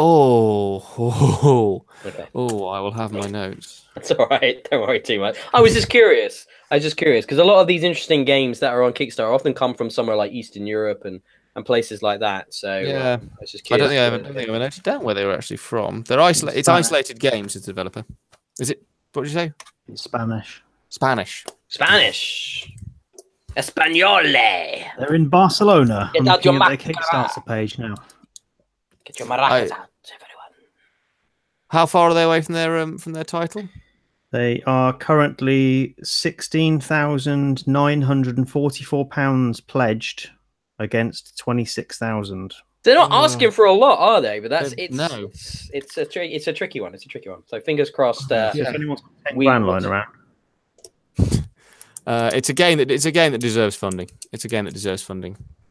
Okay, I'm going to touch on a quick one here. Sort of a quick one. Fire Pro Wrestling World. Richard, have you ever heard of this game?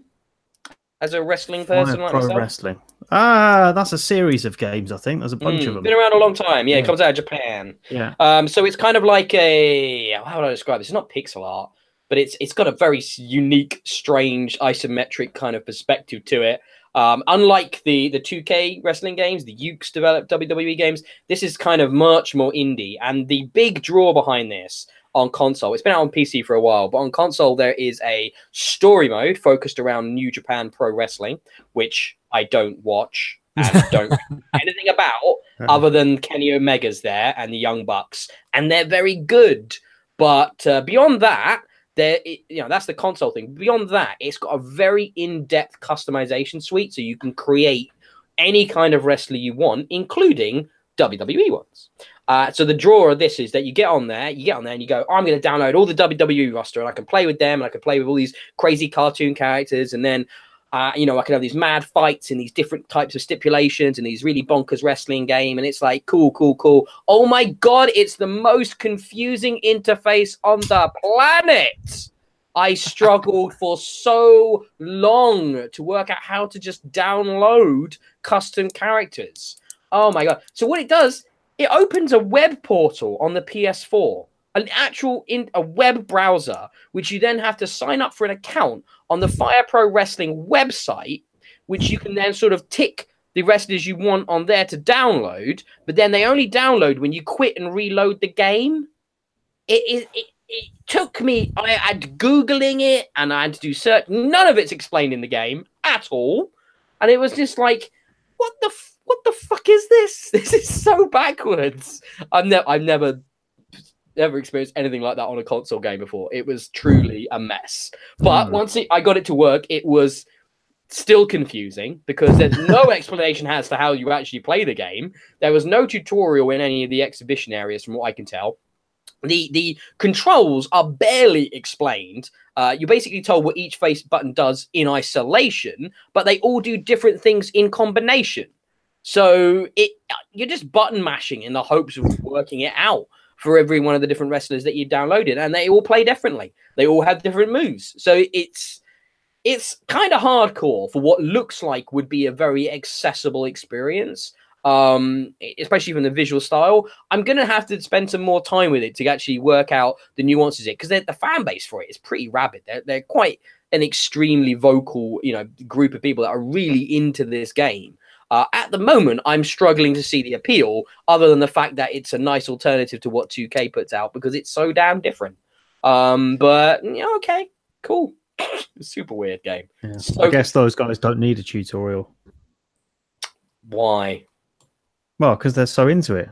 Oh, you mean the fans who've been playing it since 1990 whatever on the fucking PlayStation 1. It's mostly been on PC, I think, Fire Pro. But no, it's the first time I've ever touched this game, and I just found it confusing, strange experience so far. But I want to try and stick with it a little bit longer.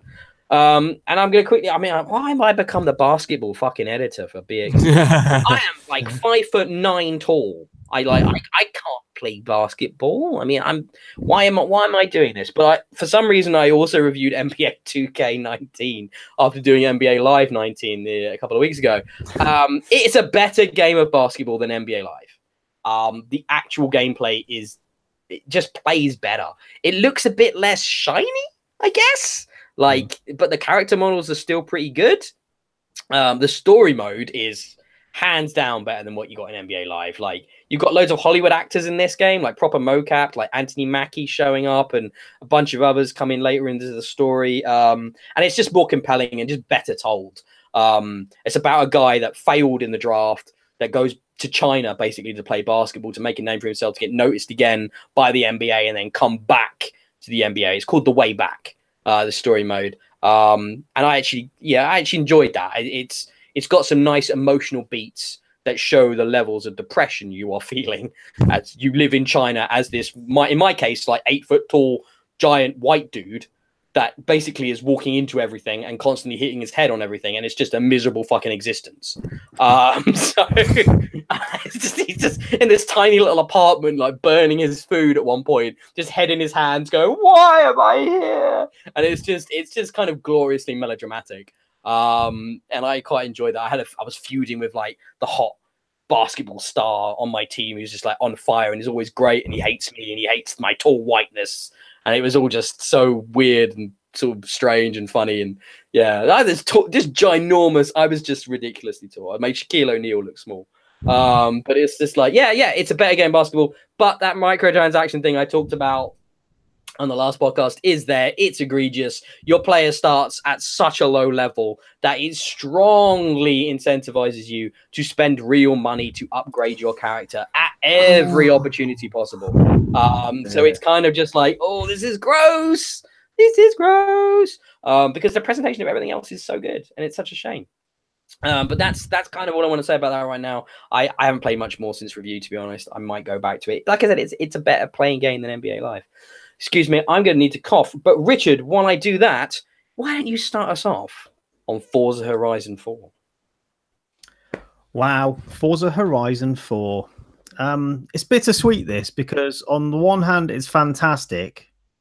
Conversely, the opening moments and the first achievement you get, it says, "Welcome to Britain," as if that's a contemporary notion.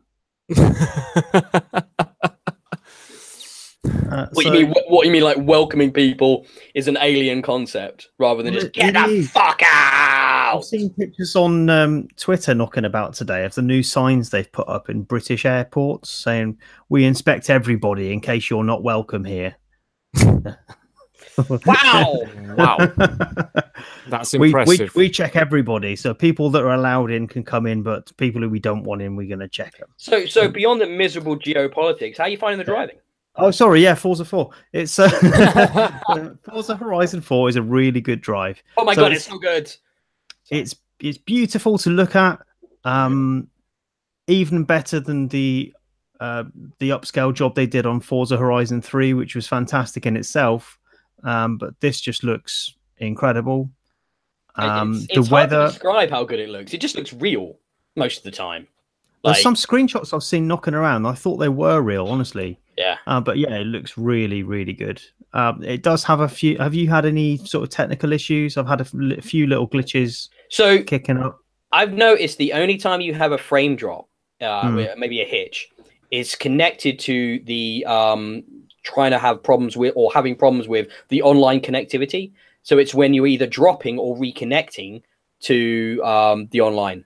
That's what will cause the hitches, from what I can tell.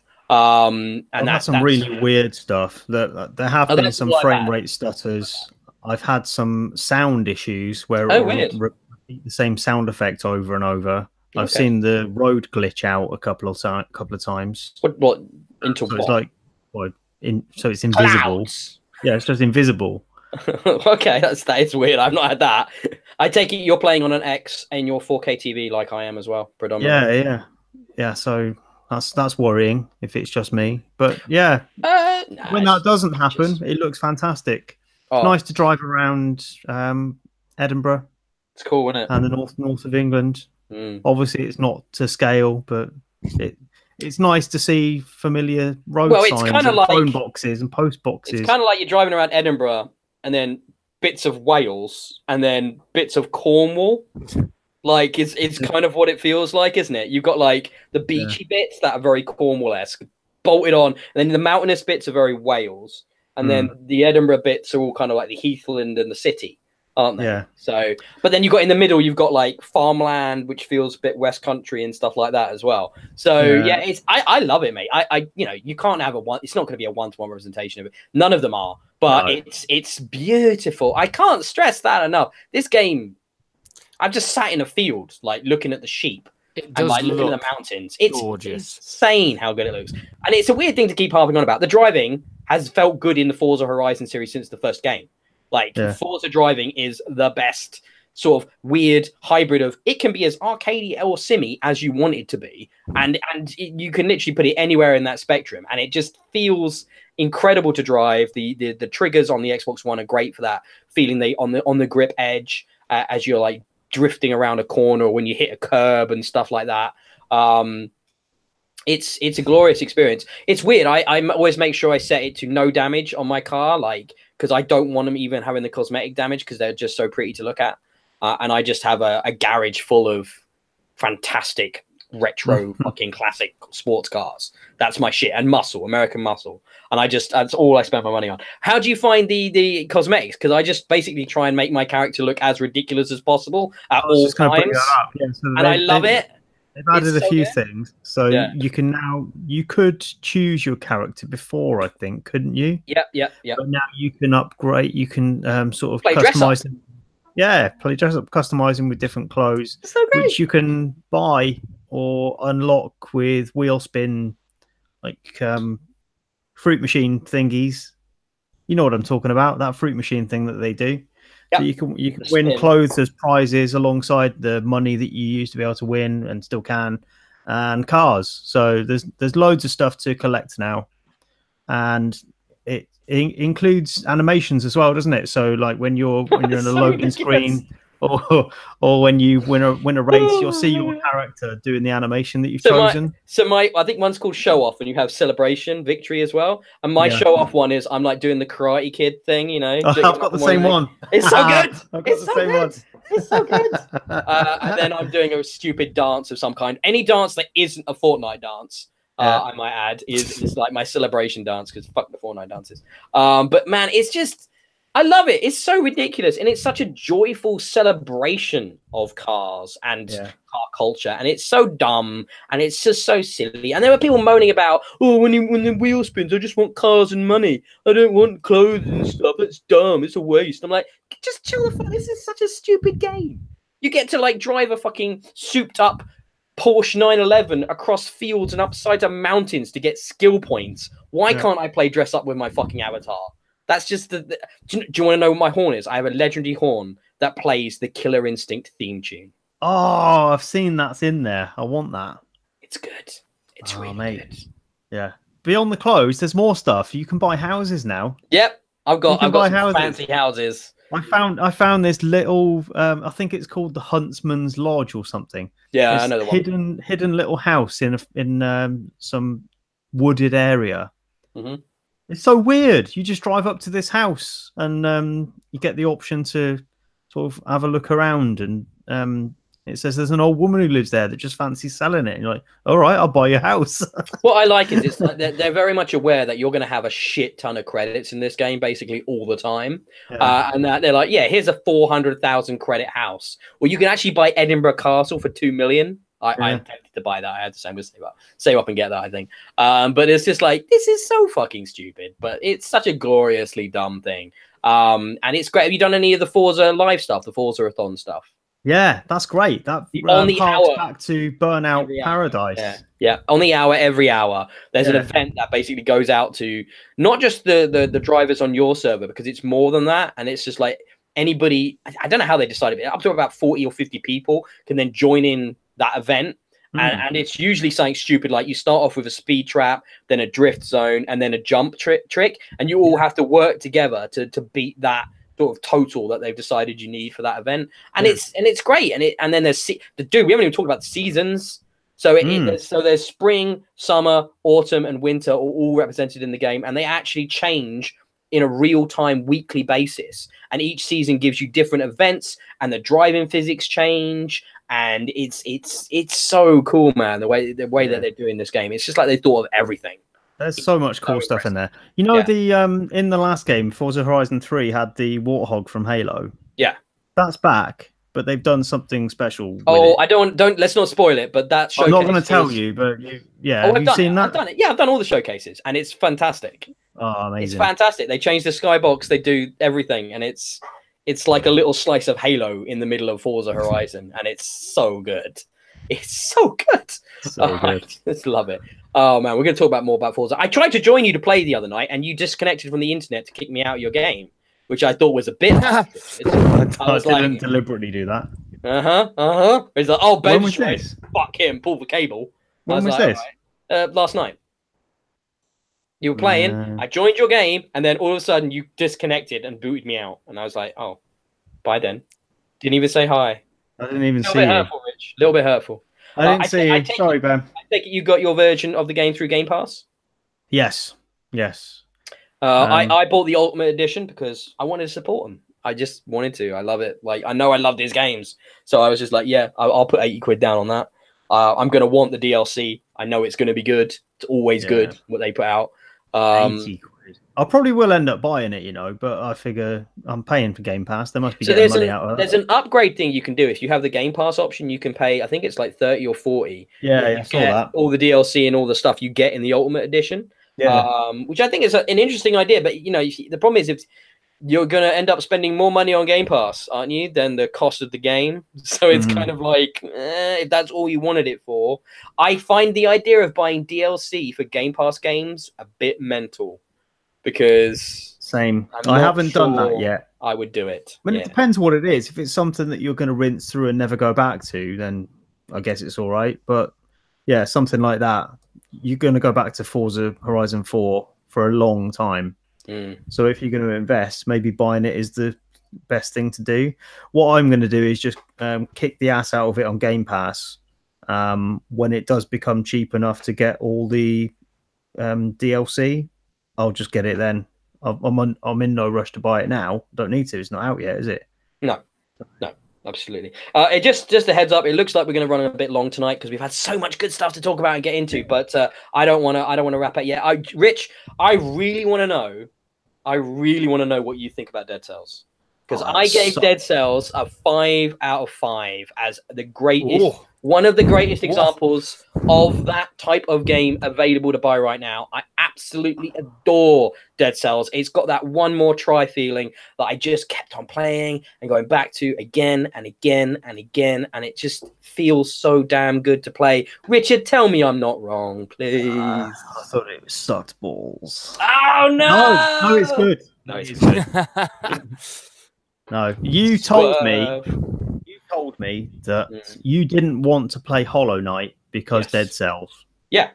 I kind of know what you mean. Yes. Yes. I will insist that anyone who's in two minds, don't be, just buy both. You need both of these games. Don't be just spend twice the money. No, just get Dead Cells. Come on, be honest, Rich. But You've Dead got to Cells, choose Dead Cells. I don't know. It's a tough one. Dead Cells is really good. So I had reservations about it because it's kind of like a roguelike, Metroidvania style game. You start off with nothing. You it's a 2D platformer, sort of dungeon slasher thing like Castlevania, and you kill enemies. They drop what the equivalent of souls from Dark Souls. So Dead Cells is obviously a play on the name, and it has some similar elements from the Souls games. So you pick up cells from dead enemies. If you can get to the end of a level, you can cash them in and buy permanent upgrades or unlockable weapons that may drop for you next time around. So the idea is you're going to die a lot, but every few deaths, you're going to go back in with something a little bit more powerful. You're going to have a little bit more health. You're going to know how to deal with enemies a bit better than you did before. And like you say, it's just one of those one more try sort of games. You think, yeah, I can probably get a little bit further next time. And that is a real achievement for this sort of game. Yeah. I was really worried going in that because it's got procedurally generated levels, I would get so far, I'd fail and feel like I'd got nothing from that. But it does such a great job of building mechanics that are learnable and make sense that even when the level shifts around completely, you still feel like it's intuitive. You don't feel lost at any point. Nope. And there's always a good route through the level. It doesn't feel randomized. It feels as if it is crafted. So it's perfectly balanced. It's always fresh because it changes around, but it doesn't leave you feeling lost. There have been times when I felt that the difficulty has spiked a little, but I don't know if it's that. I don't know if it's particularly unfair because I'm making fairly consistent progress, and the level structure is such that you always feel that there is progress being made, even though it's largely randomized. So there is a structure to how the levels play out. You'll always start in the same area. You'll move into you'll get to the end of the level and there'll be a doorway, and that doorway will tell you which area you're moving into next, and that's going to be one of maybe two areas. So you get some sort of randomized choice as to which of those areas you can go into, and after that second area then there's a sort of boss battle, and it always follows that structure, so you know that you've made definite progress on where you've been before. And I'm really getting addicted to trying to unlock extra health, extra different types of weapons, figuring out what the best balance is between rushing through the first levels to get to the end of where I've got up to more quickly, or is it worth just pacing myself and building myself up in the early levels? There's a lot of strategy to how you play it as well. Yep. And it's just there's such a lot in there for something that looks quite simple. It's a really rich experience. Everything you've said is accurate. And one thing I wanted to add though, it has the best feeling combat of any one of these games, and that's what I really enjoyed. How the combat is so immediate that it will cancel out of animations. If you want to do a roll, it will cancel out of an attack. If you want to do an attack, it will cancel out of a roll, etc., etc., etc. Same with the jumping, same with the dodging, you name it, and it just feels. Even mid-air, like you'll be mid-air through halfway through a fall, and you can just start slashing with your it just doesn't stop you doing anything. Nope. It feels really fluid. Even when you're getting beat and you're getting destroyed, you always feel like a badass, and it's got such an incredible visceral feedback loop to it. It is just impeccable. What did you get it on, Xbox or Switch? Xbox. Yeah, I would like it on Switch, but it's got performance issues supposedly, and I think a game like that with frame issues would be really upsetting. and I almost don't want to try it on the Switch because of that. So I haven't tried it myself, so it might have been fixed now. I don't know, but yeah, I know at launch it had issues. That's what people were reporting. But god damn it, Chris, I think it's on PC as well, mate. So if you get the chance, if you have the funds, yeah, like it's on Steam, yeah.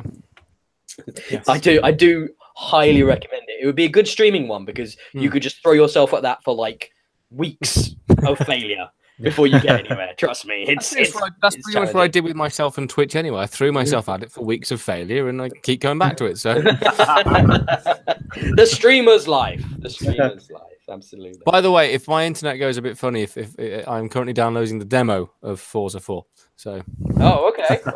Could have waited until we finished podcasting. No, I'm just saying, you know. I've got pretty good internet. I've got pretty good internet. I've downloaded. There's a demo on PC, is there? That's cool. Yes, well, you can also buy the full thing on PC, but unfortunately, we don't get the benefit of the Game Pass. So it's a Play Anywhere title, yeah. So your Xbox version will go PC, and your PC version goes Xbox, yeah. So that's awesome. I will throw to you actually, Chris, but and I'll kind of let you do this as a bit of a group thing because it seems like you've played like a whole bunch of old sports games. Yeah. All-Star Baseball 2004. The single best baseball game that has ever been created for the PS2, bar none. I will take your word for that due to my knowledge of baseball games on any console being 0. So, well, here's the thing. As I'm a baseball fan. I really enjoy the sport. I didn't know about it until I played All-Star Baseball 2004. I played that because I watched a movie, a very old movie called Major League, starring Charlie Sheen. Yeah. Good. I thought it was a good film. Not great, but a good fun flick. Wesley Snipes before he got into trouble with the tax people. Not as good as Mighty Ducks. If we're talking no, that's true. Or that's Cool true. Runnings. You know, there's some great sports movies. Okay, yeah, but this is. I mean, come on. Give me realistic things that films could beat. And yeah, so I watched the film, thought, I quite like the story they told. So I thought, let's see if I can play some baseball. Found this game, and it's just really good fun. The problem with baseball is, apart from things like Out of the Park Baseball, and to a certain extent, Super Mega Baseball, extra, all that sort of stuff, and extra innings and stuff like that. There's not a PC baseball game. There just isn't. You have to have a console. And that's the one thing I truly miss about my PS3. I miss being able to play MLB The Show, which is another very good baseball game. So fortunately I still have the PS2 disc, and I have Charlie's PS2. So so do these baseball games somehow make baseball less internally dull? I'm just curious. I mean, shots fired. It depends. It depends if you like baseball. Well, yeah, that's what I'm saying, is that nobody outside of America likes baseball. And Japan likes baseball, don't they? Yeah, Japan, Cuba, Australia. Australia? Yeah, Australia's quite big on baseball. They were too busy playing Aussie rules football and cricket. When they find time for yeah, I'm not saying it's one of the top 4 sports or anything, but yeah, Australia has quite a decent baseball league. Obviously, the Americas obviously sort of have the sort of all the big teams over there, particularly in US and Canada. Okay. So you also found some time for some Football Manager as well. Yeah, I've always enjoyed Football Manager. Because it's a game. Because it's not a game. It's not a game. It's a spreadsheet. What are you talking about? It's a very fine spreadsheet. Spreadsheets. Some people really enjoy spreadsheets. Yeah, spreadsheets can look gorgeous. And Football Manager happens to look like a gorgeous spreadsheet. I mean, particularly now they've actually got some 3D graphics in it. Again, I can't afford the modern version of many games. So does Football Manager still come out yearly? Yes, it does. Yes, it does. Okay. And I'm not entirely sure why. Because they don't ever really make massive improvements. Because the system itself, the actual algorithms and the programming and all that sort of stuff, the game actually works really well. The only changes they make are tiny little things in terms of the way you can talk to your players. And it's sort of like what they do with FIFA. The transfer system gets a bit more in depth and stuff, and occasionally they update the graphics. But I'll be honest, as long as you can see the match happening, as the manager, you don't necessarily need to see full 3D, 4K HD graphics. But it's still nice to see the players on the pitch and stuff like that. So I mean, I was finding myself with FIFA actually getting more into the weeds. I was talked about the transfer market a little bit, which I was enjoying that. But I was also playing around with formations, playing around with much more with like the makeup of the team. I mean, obviously it doesn't go as deep as Football Manager does, but it's a strategy game. You know, when you're playing that side, and I like strategy games. I like 4X games. I like RTS games. You know, so I could totally see myself losing myself in the min-maxness of Football Manager, 100%. But that's one of the reasons why I've always avoided it. Yeah, because I'm gonna try and see if I can get my Steam stats up on this. How long I've played that sodding game? Oh, is it like that? Is it? It's like the be afraid of 1,000 hours. Football Manager. I don't know why I've put 2015. I don't own that one. It's 2016, but either way. Okay. Football Manager 2016, I've only put in 265 hours. But Football Manager 2012, 1,024 hours. I'm trying to think. If I'm talking playtime, the only games that would come near for that for me would be the Civ series. Like I suspect my Civ time is somewhere in the thousands across that franchise. So the closest game I've got to that, I think. Just let me double check. There's only once ever going to come close to it. Yeah, is Elder Scrolls Skyrim, in which I've played 632 hours of my paltry life. So that's 14 different playthroughs that crash every time you get to a certain point. Oh, good lord, yes. Right, okay. Yeah, so you stop playing with mods. Like, what are you doing to yourself? No. I enjoy mods. So while you've been playing all these old football games, Richard's been playing every Tomb Raider game. Yes, I spotted this. It was like Shadow of the Tomb Raider, Rise of the Tomb Raider. And then just at the end, Tomb Raider. I did actually play them in reverse order as well. I was going to say, you actually played them backwards as well. Right, okay. What are you doing? Well, Shadow of the Tomb Raider's just come out, and it's really, really good, guys. So it's so good. I 100%ed it, and then thought, I'm not finished enjoying this. I need to play some more Tomb Raider. So I went back to Rise of the Tomb Raider, 100%ed that, and then played the original, 100%ed that. I'm all over Tomb Raider this past couple of weeks. This is all in 2 weeks. Yeah. Well, full disclosure, Rise of the Tomb Raider, I didn't start from scratch. I just sort of finished off my previous game, but the other two I did. So that's a lot of Tomb Raider. But yeah, I should really just talk about Shadow as the new one. They've added some bits. There's more proper swimming sections now, which weren't in the previous games, and they're really nice. It's a lot bigger than the previous games, just in terms of the areas that you can explore. From the reboot, the original Tomb Raider reboot, they've started bringing in these sort of central hubs and like little village areas into the series. And this has got the biggest of them so far. It's really, really impressive. I mean, if you put it up against something like Assassin's Creed, I suppose it starts to put it into context. Actually, there's not that much there in, you know, when you put it up to something like that. Trust me, compared to Assassin's Creed Odyssey, it's probably like one island. Yeah, I know. Yeah.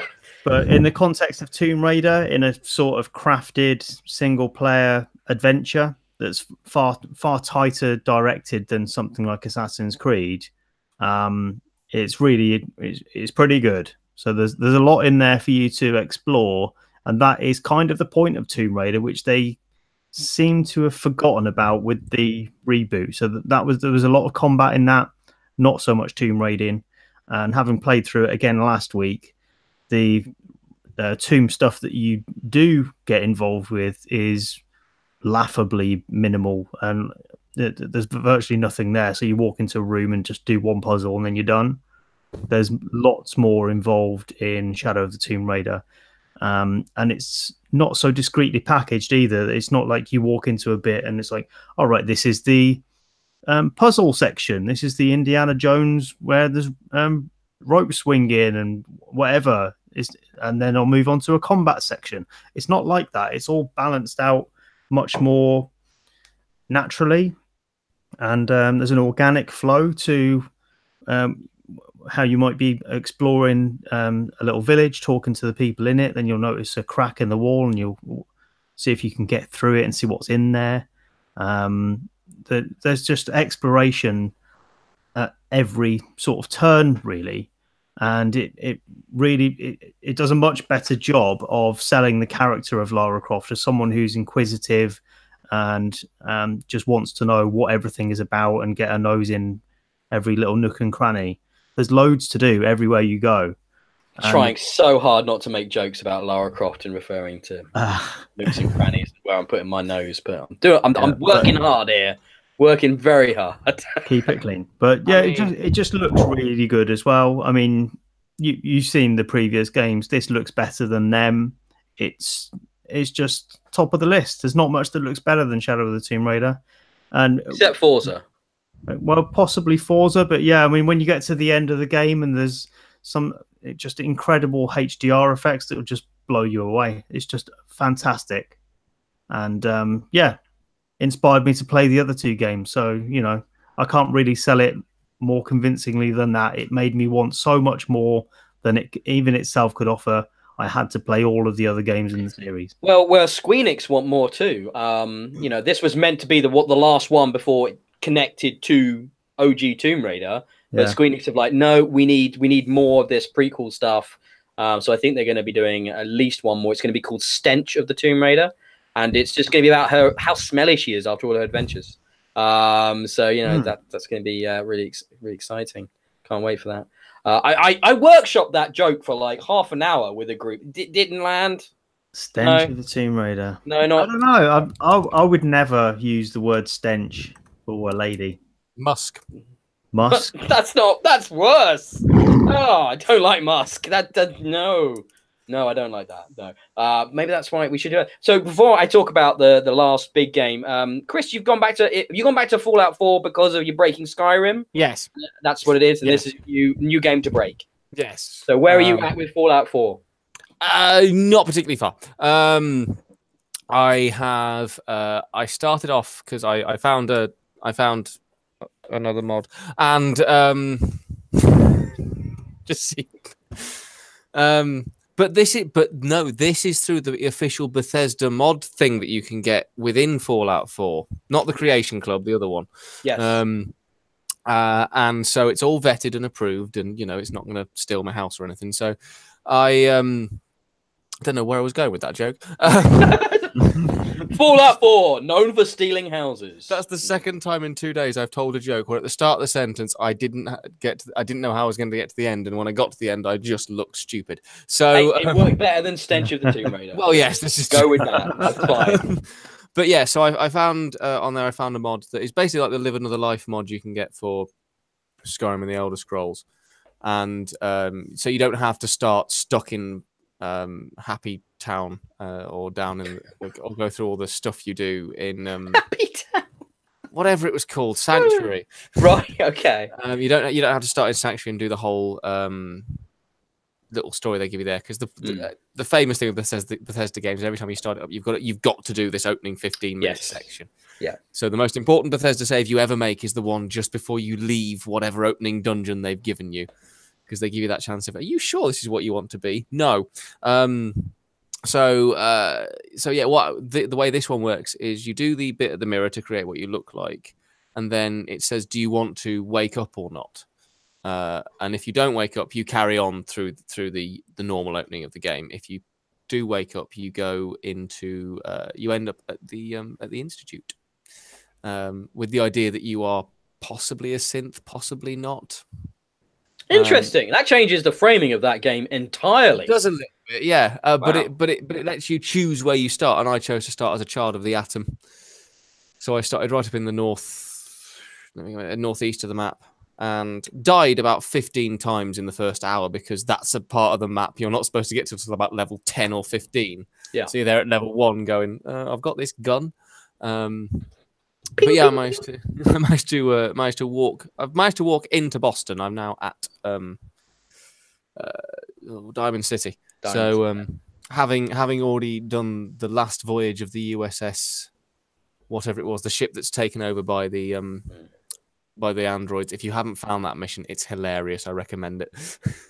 Is that one of the DLC ones? No, not as far as I know. Okay. But yeah, there's without spoilers, you'll wander through downtown Boston near the docks, and you'll find a large, old-style galleon ship, and it's being attacked, and you can choose your side in that, and certain things progress depending on which side you choose. But it's a good mission. It's a good mission, and I think I'm now about level 7. So, Well, yeah, getting up there then. yeah, well, when you're Start facing that enemies that are 10 levels higher than you, the experience just rockets. Damn. I nearly started Fallout 4 today. I think Wow. I might give that a crack. Wow. It's Game Pass, isn't it? They've put a thing out on Game Pass to say, you know they do these competition things, Challenge things, yeah. Challenge, yeah. So if you play like an hour of Fallout 4, then you get something. I don't know what the something is, but yeah, I might play Fallout 4. Dude, Yeah. I enjoyed It's a it. good I game. think it's got some issues. Like 3 is so close to perfection when it comes to that model that they created, but it's got a few problems. Like, why did you decide to make it all about base building? I mean, it's fine, but you can kind of ignore a lot of that. But some of the DLC is really good. I keep meaning going back to it. I put about 50 or 60 hours into it. I never finished it. I never did like 2 bits of the DLC. I never even started them. I had the season pass for it, and I keep meaning to go back. So maybe if we're all going to play Fallout 4, we could all play it and talk about it next time.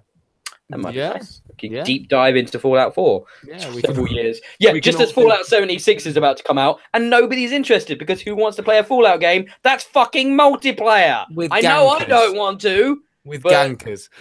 Just God. See that mod that someone made to show you what Fallout 76 is like? Was it just hell? Yeah, it was just you just kept getting blown up. I love it. Yeah. It's brilliant. Great. Bring it on. Oh, so weird, that game. Such a strange idea. Right, now Luke has asked for this in the chat, and I was planning on it, but I wanted to leave it till last. Yeah. I've played about 15 to 20 hours of Assassin's Creed Odyssey, which is like not even scratching the surface of this game. It's so big. I'm literally not going to have enough time to beat this game. There is no fucking way. It's probably like 100 hours plus, I would have thought, just to finish what's there. And there's DLC coming that I've already paid for. Because I do that. I don't know why I do that, but I do that. So this game is all about Assassin's Creed set in ancient Greece. You're about 400 BCE. It's the middle of the Peloponnesian Wars, which is between Athens and Sparta for control of Greece. You play as Cassandra. I'm not even going to acknowledge the fact that you can play as a guy because he's nowhere near as cool as Cassandra. Cassandra is fucking amazing. She is this giant mercenary lady that shags and kills her way around Greece. Is that the first female character they've done since Liberation? No, you Syndicate, Evie. So, right. Never played Syndicate. Yeah. Syndicate's great, by the way. Syndicate's a really, really good game. I highly recommend it. But yeah, Evie. And Cassandra, though, this big changes here we have in Assassin's Creed is you can now proper roleplay this game. So there's dialogue choices, which impact, certain events and characters and stuff like that. So you can play it in, if you're going to be me, I'm basically a cocky, badass, sex-obsessed mercenary. And it's awesome. And she's what are you playing in Assassin's Creed? Sorry, what? What's your character in Assassin's Creed? Well. Thank you very much, Chris. I really appreciate that flattery. It will get you everywhere, sir. And she's just fantastic. She's so well written. Bayek I liked from Origins, but he was such the good guy, doing the right thing kind of cop character. He was a bit boring, to be honest. He was on the Connor scale, whereas Cassandra's much more on the Ezio scale of Assassin's Creed characters. So she's far more like self-assured and cocky and a bit arrogant and just super badass. And she's just great. She's just so much fun to be and to play as. And the game is excellent. I'm really enjoying it. I like the changes they've made. It's not so much focused about being an assassin now. You're this mercenary. There's still plenty of that kind of crazy Assassin's Creed meta story in there, but the setting of ancient Greece is my jam. I've always found that really fascinating. There's a lot of places in this game. For example, you start on Kefalonia, where I've been there physically. I visited there, and it's just like, that was weird. And it's like, wow, I know this Greek island, Ithaca as well, I've been to. So there's connections to Odysseus, because of course Ithaca is famously where Odysseus was the king of. And obviously, the game is based, the name of the game is Odyssey, and it is this long and complicated and winding journey that takes you across Greece and the islands around it. And, you're involved in this war. And the war element is kind of cool, where you can destabilize a region and then help defend it or attack it for either Athens or Sparta. There is some great sort of melodramatic Greek family shit that you have to deal with, what happened between you and your father and your brother. There's this cult of Kronos, which seems to be the early sort of Templar bad guy stuff, which are like controlling Greece. And yeah, there's layers upon layers of interesting intrigue and gameplay mechanics, and I'm having a great time. I think it's a really fun take on the Assassin's Creed formula. Any questions or thoughts, guys? Rather than just me ranting on about it. I don't do Assassin's Creed. I don't normally, but I really want to play this one. The problem I've got is that the last one is so big. I kind of want to do that first. So I didn't finish. I'm going to wait till this costs 20 pence, which they always do. I didn't finish Origins. I did catch up on the story beats I didn't quite get to. I got like 2/3, 3/4 of the way through, but I didn't quite beat it. It's better, I think, than Origins. I know some people online are arguing the opposite to that, but I actually find the setting way more interesting, and I find the character of Cassandra way more compelling than Ancient Egypt and Bayek. I really much prefer what we've got with Odyssey. But that's a personal preference. Some people find Ancient Egypt fascinating. I just didn't think the Egypt setting was maybe ancient enough.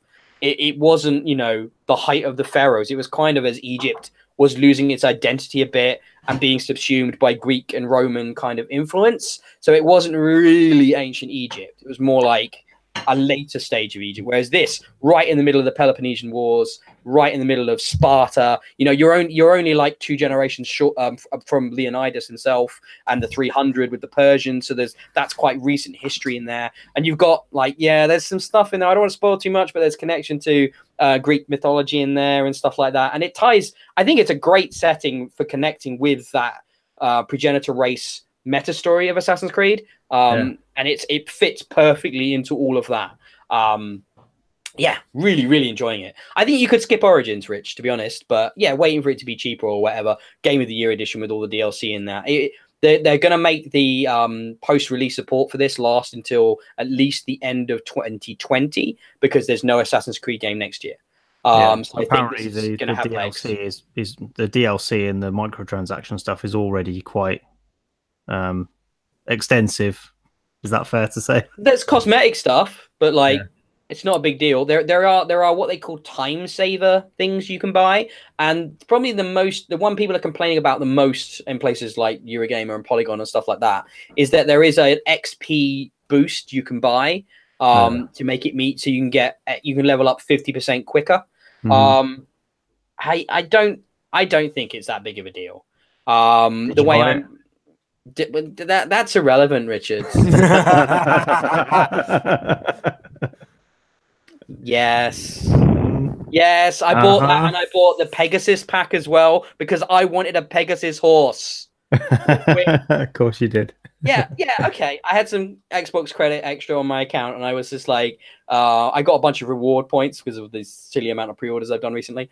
So I was like, oh yeah, I'll use that to spend some silly points and Helix credits and get myself some DLC. But before I did that, I did play it without that, and I found that you're leveling at the right sort of pace by just doing story missions. You might need to grind side missions a little bit to help later on in the game, but I don't think it's going to have a big effect. Oh, and by the way, naval combat's back in a big way as well, which wasn't there as much in Origins. So you have your own ship again. You can upgrade it again, like Black Flag style. And obviously, there's no cannon, but you have archers and javelin throwers on your ship. So that's your main offense, and you can obviously do a lot of ramming and boarding and all that stuff that you loved from Black Flag is all back as well, because you're exploring all these islands. The map is just ridiculous.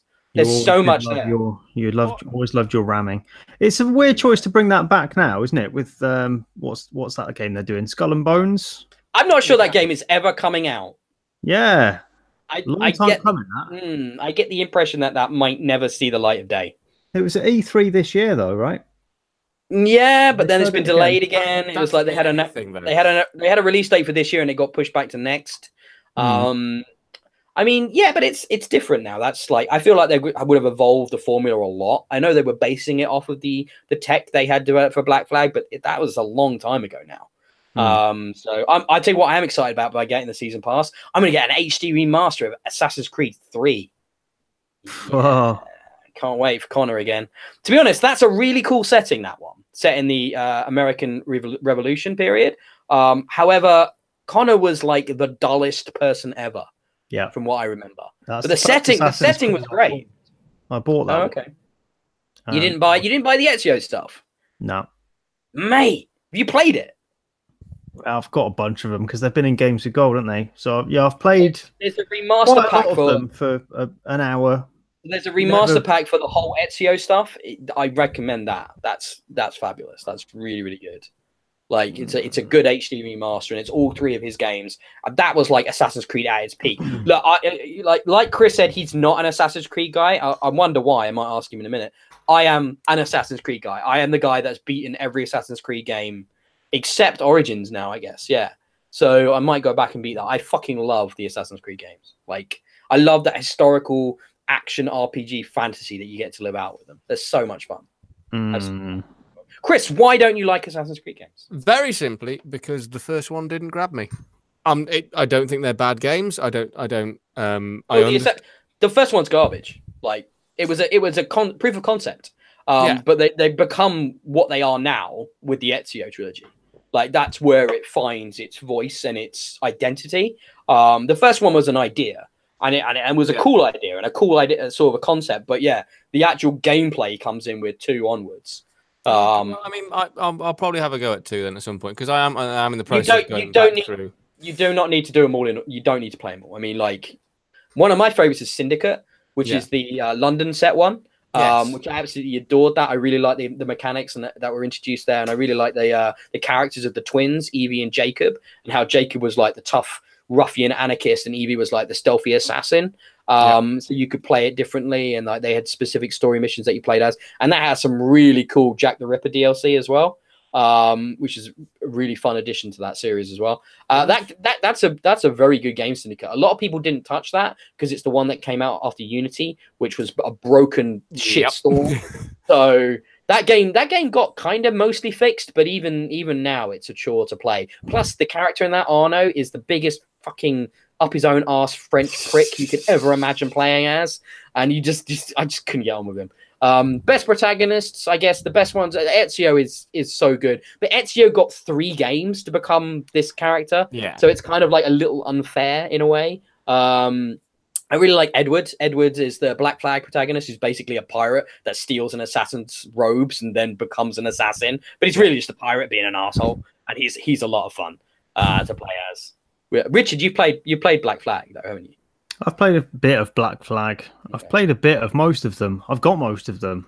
I do have Unity. I think that cost me 69 pence. Yeah.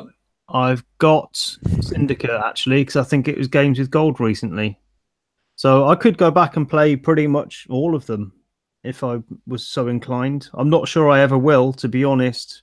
I'm much more interested in going back to Origins and finishing that because that's the first one that I felt was a properly rounded game. I know you like them, but they don't do very much for me. The only one I've ever finished was Liberation on the Vita, and that's just because it was on the Vita. You needed a game to play on Vita. I can understand that. Well, I suppose in context, it seems like a big deal. It was like a handheld open world game. It's like, wow. So that's also getting HD remastered and released as part of the season pass. That's coming out. With Odyssey. What I would say is Odyssey has got a lot of Witcher about it. It's got a very Witcher vibe to a lot of the dialogue, the story design, the quests. I'm sorry, but given quests by Herodotus is like the coolest thing ever, by the way. Like there's so many awesome ancient Greek characters in this, and you're just like, oh, it's fucking Herodotus and he's awesome. I'm just such a nerd for that time period and the history of that. It's so interesting and so cool to play. Anyway, I think that's enough talk about. I'm going to be playing that game for a while. Yeah. I'm pretty sure I'll be coming back to talk about that in 2 weeks' time. Put it that way. That game isn't going anywhere quick. But I think that comes to the end of the discussion of games. But we have a little surprise. We have a little surprise. It's back by popular demand.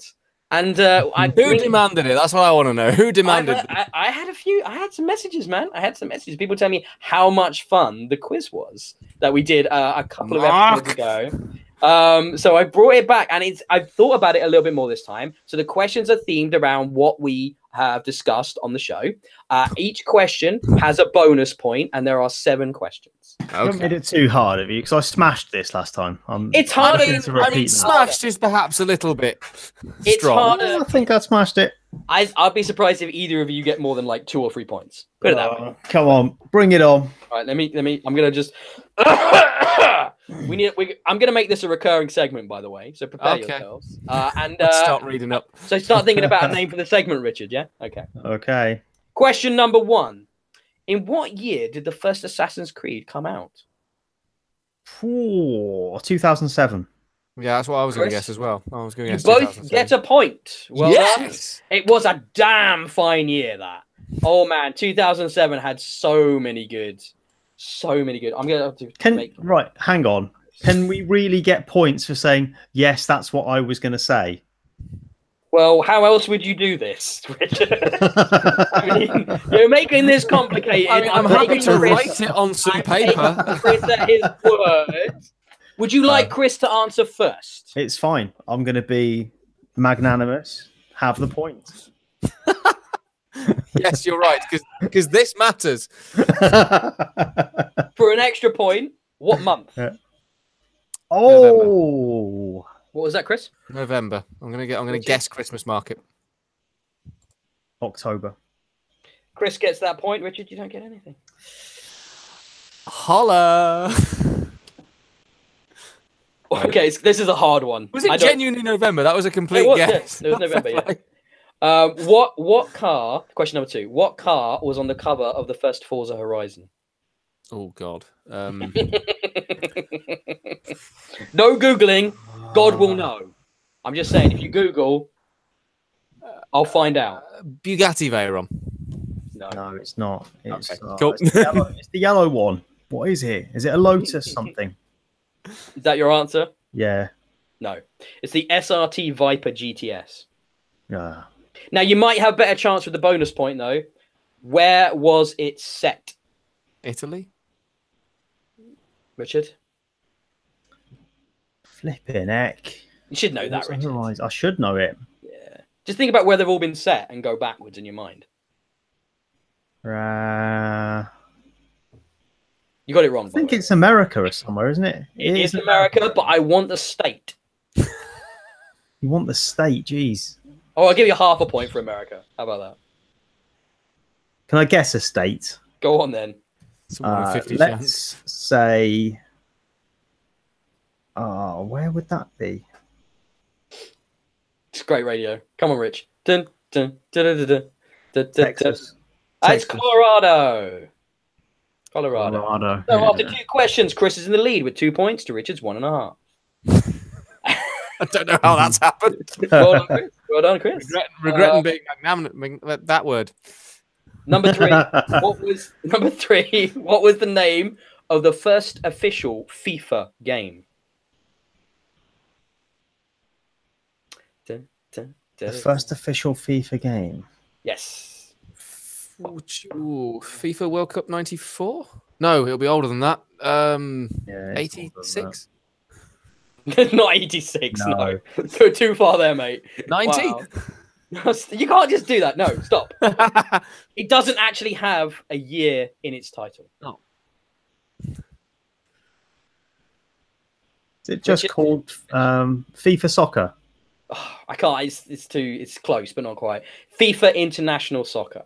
Very close, very close. But can we go? Well, extra point is the year. I don't think it was 90 because it wouldn't have fitted in with the World Cup. I'm going to say 92. Chris? Only on 94. 93. Oh my god, that's hilarious. You guys split it down the middle. Oh, so close on both of you. Unlucky. No points there. Right. Name one film and TV actor cast in Death Stranding other than Troy Baker. Oh, his name was. Yeah, I do need a name. Yes. Mads Mikkelsen. I'm double checking. I believe that's correct. Yes, that is correct. Well done, Richard. That's one. But Chris, you can still score a point here. Okay. This will be a guess because I can't remember the report that well, and I didn't. Yeah. I'm gonna go with.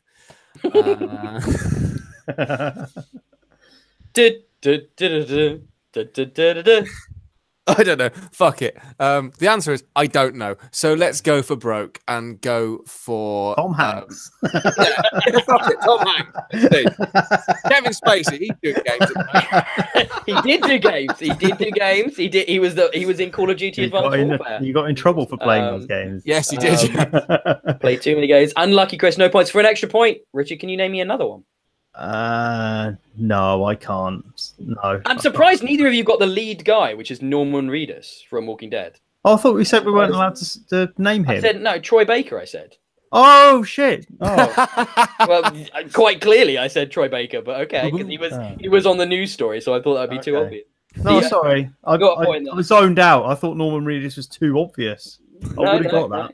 No, you didn't. It's not pointless. You can pick the obvious answers. Never mind. Okay, number 5. What was Telltale Games' first released game? Oh shit! I literally just read that. Oh, I read that earlier. What was it? It was it was the Poker Night game, wasn't it? I mean, it's not called that. No, I know. But I mean, Richard, if you can get the name, no, I don't steal know. that. Oh. No. I'll give you half a point for knowing it was a poker game, Chris. Yeah. Telltale Texas Hold'em. For a bonus point, according to Metacritic, what was the highest rated single episode released for a Telltale game? So I'm not asking for the highest rated overall franchise, but the highest rated single episode of a release. What was it from? What franchise was it from? Walking Dead, season 1, episode 5. No. See, I think it's going to be a different franchise. I think Game of Thrones episode 3? No, you didn't have to give me an episode number, but sadly, you're both wrong. It was actually a tie for 2 different episodes from Tales from the Borderlands. So, yeah, not one you'd expect, but I mean, in a way, because it wasn't the most well-known IP, I think they were actually able to do the best writing they ever did in that. So, not surprised in a way. Okay, who developed, question number 6, this is one for you, Chris. This is one for you. Who developed the original Fallout game? What developer? Chris, you can answer this first as well. Go on. Oh, Christ. And last, because I just don't remember. Big studio, big developer. Oh, fuck. Oh, God. Oh, I've got it on my Steam. I've got it on my Steam library. And I can't look. I did this one for you. I thought Chris is going to know this. He's going to know this. It was around at the time. I need an answer, Chris. I don't know. It's not right. 2K Games. It's not right. But... No, it's definitely not 2K Games. Richard, do you want to make a guess? They don't exist anymore. That's your clue. Hold on. Where's my... I can't remember. Don't look stuff up, Chris. What are you doing? I've already got this question wrong, so I'm just... I'm going to tell you the answer. He's going to tell us in a minute. No, I'm not going to get it. Interplay Entertainment. Interplay. And don't look up too much, because there is a related bonus question. I'm not. I've just come straight back. So, in what year does Fallout 4 take place? And I will accept closest. Fallout 4? Yeah, what year does it take place in? 2277. Richard? I don't know. 1953. Oh, you douche. Come on, you could have at least tried. 2287, Chris. But like I said, I was going to accept closest, so yeah, you got that. Oh, yeah, 210 years. Yeah. Right, now, last question is one. I did one for you, Chris, and I'm now doing one for Richard. That's cool. So, Crystal Dynamics developed the previous 2 Tomb Raider games. What studio developed Shadow of the Tomb Raider?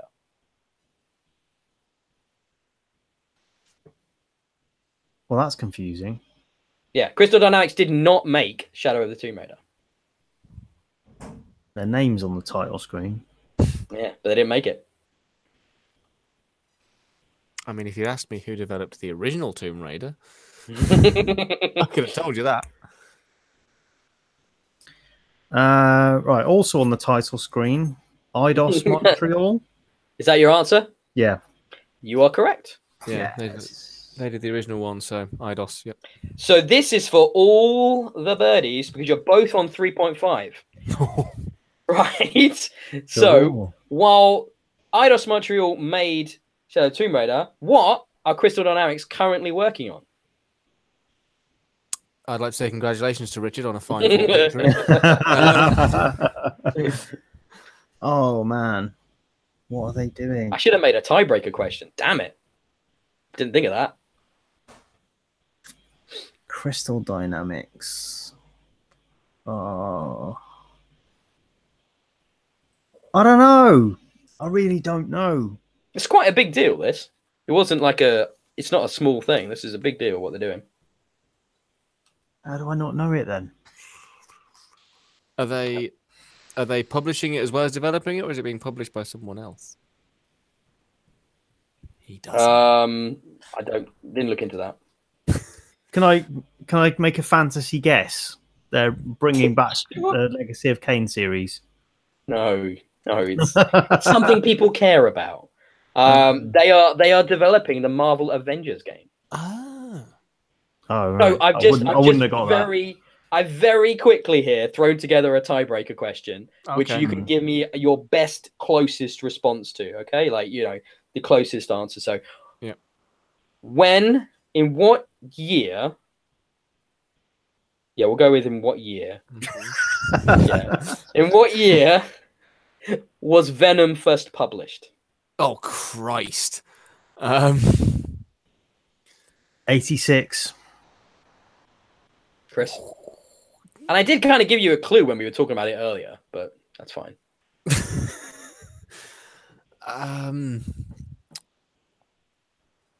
85, just to be a dick if it's before 86. No, you're both idiots. I told you it was a 90s era created character. 93. So Richard is the winner of round 2 of the BXB Bits and Bobs quiz. So Chris, you're down 2-0 here, buddy. You got to come back with this one in a couple of weeks. This is fair. Thanks, need guys. to bring back your honor. You need to win it back there. So Richard, I'm updating the scoreboard live right now. Thank you. I've got to say, it feels outstanding to win on the wrong answer. On a shitty tiebreaker, which you both should have guessed better at. It's winning on a snooker. That's what he's done there. But the referee doesn't give you the snookers. Even Luke in the chat is upset about Chris and how he let him down. Yeah, on that question. Yeah. You should be very disappointed. Oh, I am. But you did very well, Chris. You did better than you did in the previous quiz. I mean, that's not hard. That was close. That was pretty close. It was close. It was down to a tiebreaker, which I literally made up in 20 seconds. But there you go. Well done to everyone who competed. Yes. So there aren't any, there are no participation awards. I think we'll make this an ongoing thing, and there will be a prize. I think there'll be a prize. Go on. Is it always going to be stuff that's on the show notes? I'll try and make it always something we discuss. So you're asking if you can do research? Basically, yes. Can I? Do I have a hope in hell of researching this shit? Oh my god, no. If that's the case, I'll have to change it up because otherwise that's too easy. Well, I mean, it depends what questions you ask. So. Much like the nature of this podcast, it's whatever I fucking feel. Okay, that's a good answer. That's a good answer. That was fun. I enjoy doing that. Yeah, well, there'll be a prize. We'll do something for towards the end of the year. We'll have a tally up, and then I'll arrange a prize. Come sort of game of the year. One All day right. I'm going to Alan Davis QI this, and I'm going to be the question master, and you're going to have to sit there and I was think, just gonna say. I don't know the answers to that question. Yeah. No, no. Yes, Sadly, yes. as editor in chief, I hold all the power. Sorry. He only holds it, Richard, as long as we keep standing on the end of the plank. Look, I'm happy with this arrangement because, you know, while he's not in the frame, he ain't getting the prize, is he? Think of this is true, yeah. exactly, This is exactly, you true. know, exactly, and think of this as it's not a quiz; it's a learning experience. So just think of it that way. You know, you've learned about these things today. You know, you've gone away enriched in knowledge. I'm like a modern day Herodotus right there, enriching the knowledge. There we go. That was a lot of fun, guys. That was a great show. We had some seriously good content there. Lots of great games to talk about. I suspect we'll be revisiting Forza Horizon 4 and Assassin's Creed Odyssey. We're all going to try and play a bit of Fallout. I might. I think that'll be fun. I haven't played Fallout in ages. I've been looking for an excuse to get back into that. And then in the games coming up, I don't think the next podcast will be before Red Dead, won't it? Yes, it will. But that's upcoming. Obviously, Richard's very excited about that. Yeah. I'm still a bit on the fence. I'm like probably gonna get it, but I'm not sure. Hopefully, I'll have the new WWE games to talk about as well on the next podcast. I say hopefully, but it's actually looking like it might be better this year, Rich. I don't know if you saw the story trailer, but it's looking kind of cool. It looks a bit different, but. Yeah, it's all relative, isn't it? Really. It is. But yeah, fingers crossed I'll be playing that. What else is coming up in the next few weeks, guys? Can anybody think of anything? Mario Party. How is that? Mario Party. I'd rather cut my own testicles off. It's like literally the most boring game ever. But yeah, what else have we got coming up? Smash Brothers isn't too far away. Smash Brothers Ultimate on Switch. I'm sure there's something else in November that I should be looking forward to. Can't remember. Almost certainly it's that time of year. But we'll work it out when we actually do the research. Thank you so much for those that have watched along live with us today. It's been lovely to have you, especially you, Luke. Thanks for the questions, mate. We hope to have you in a couple of weeks' time as well. Chris, thank you for coming along. Richard, thank you for coming along. And thanks to the fact that we've also gone about 45 minutes over our normal time and are approaching 3 hours on this podcast, which is kind of insane. Long. Yeah. But it was good. We had good stuff to talk about. So, and it was a good podcast. I enjoyed that quiz. I'll have to think about what devious thing to do for you guys next time. So yeah, good. It's fun. Everybody's having a good time. Everybody's having a good time. So with that, we'll see you in a couple of weeks. Ta-ta. Bye. Bye.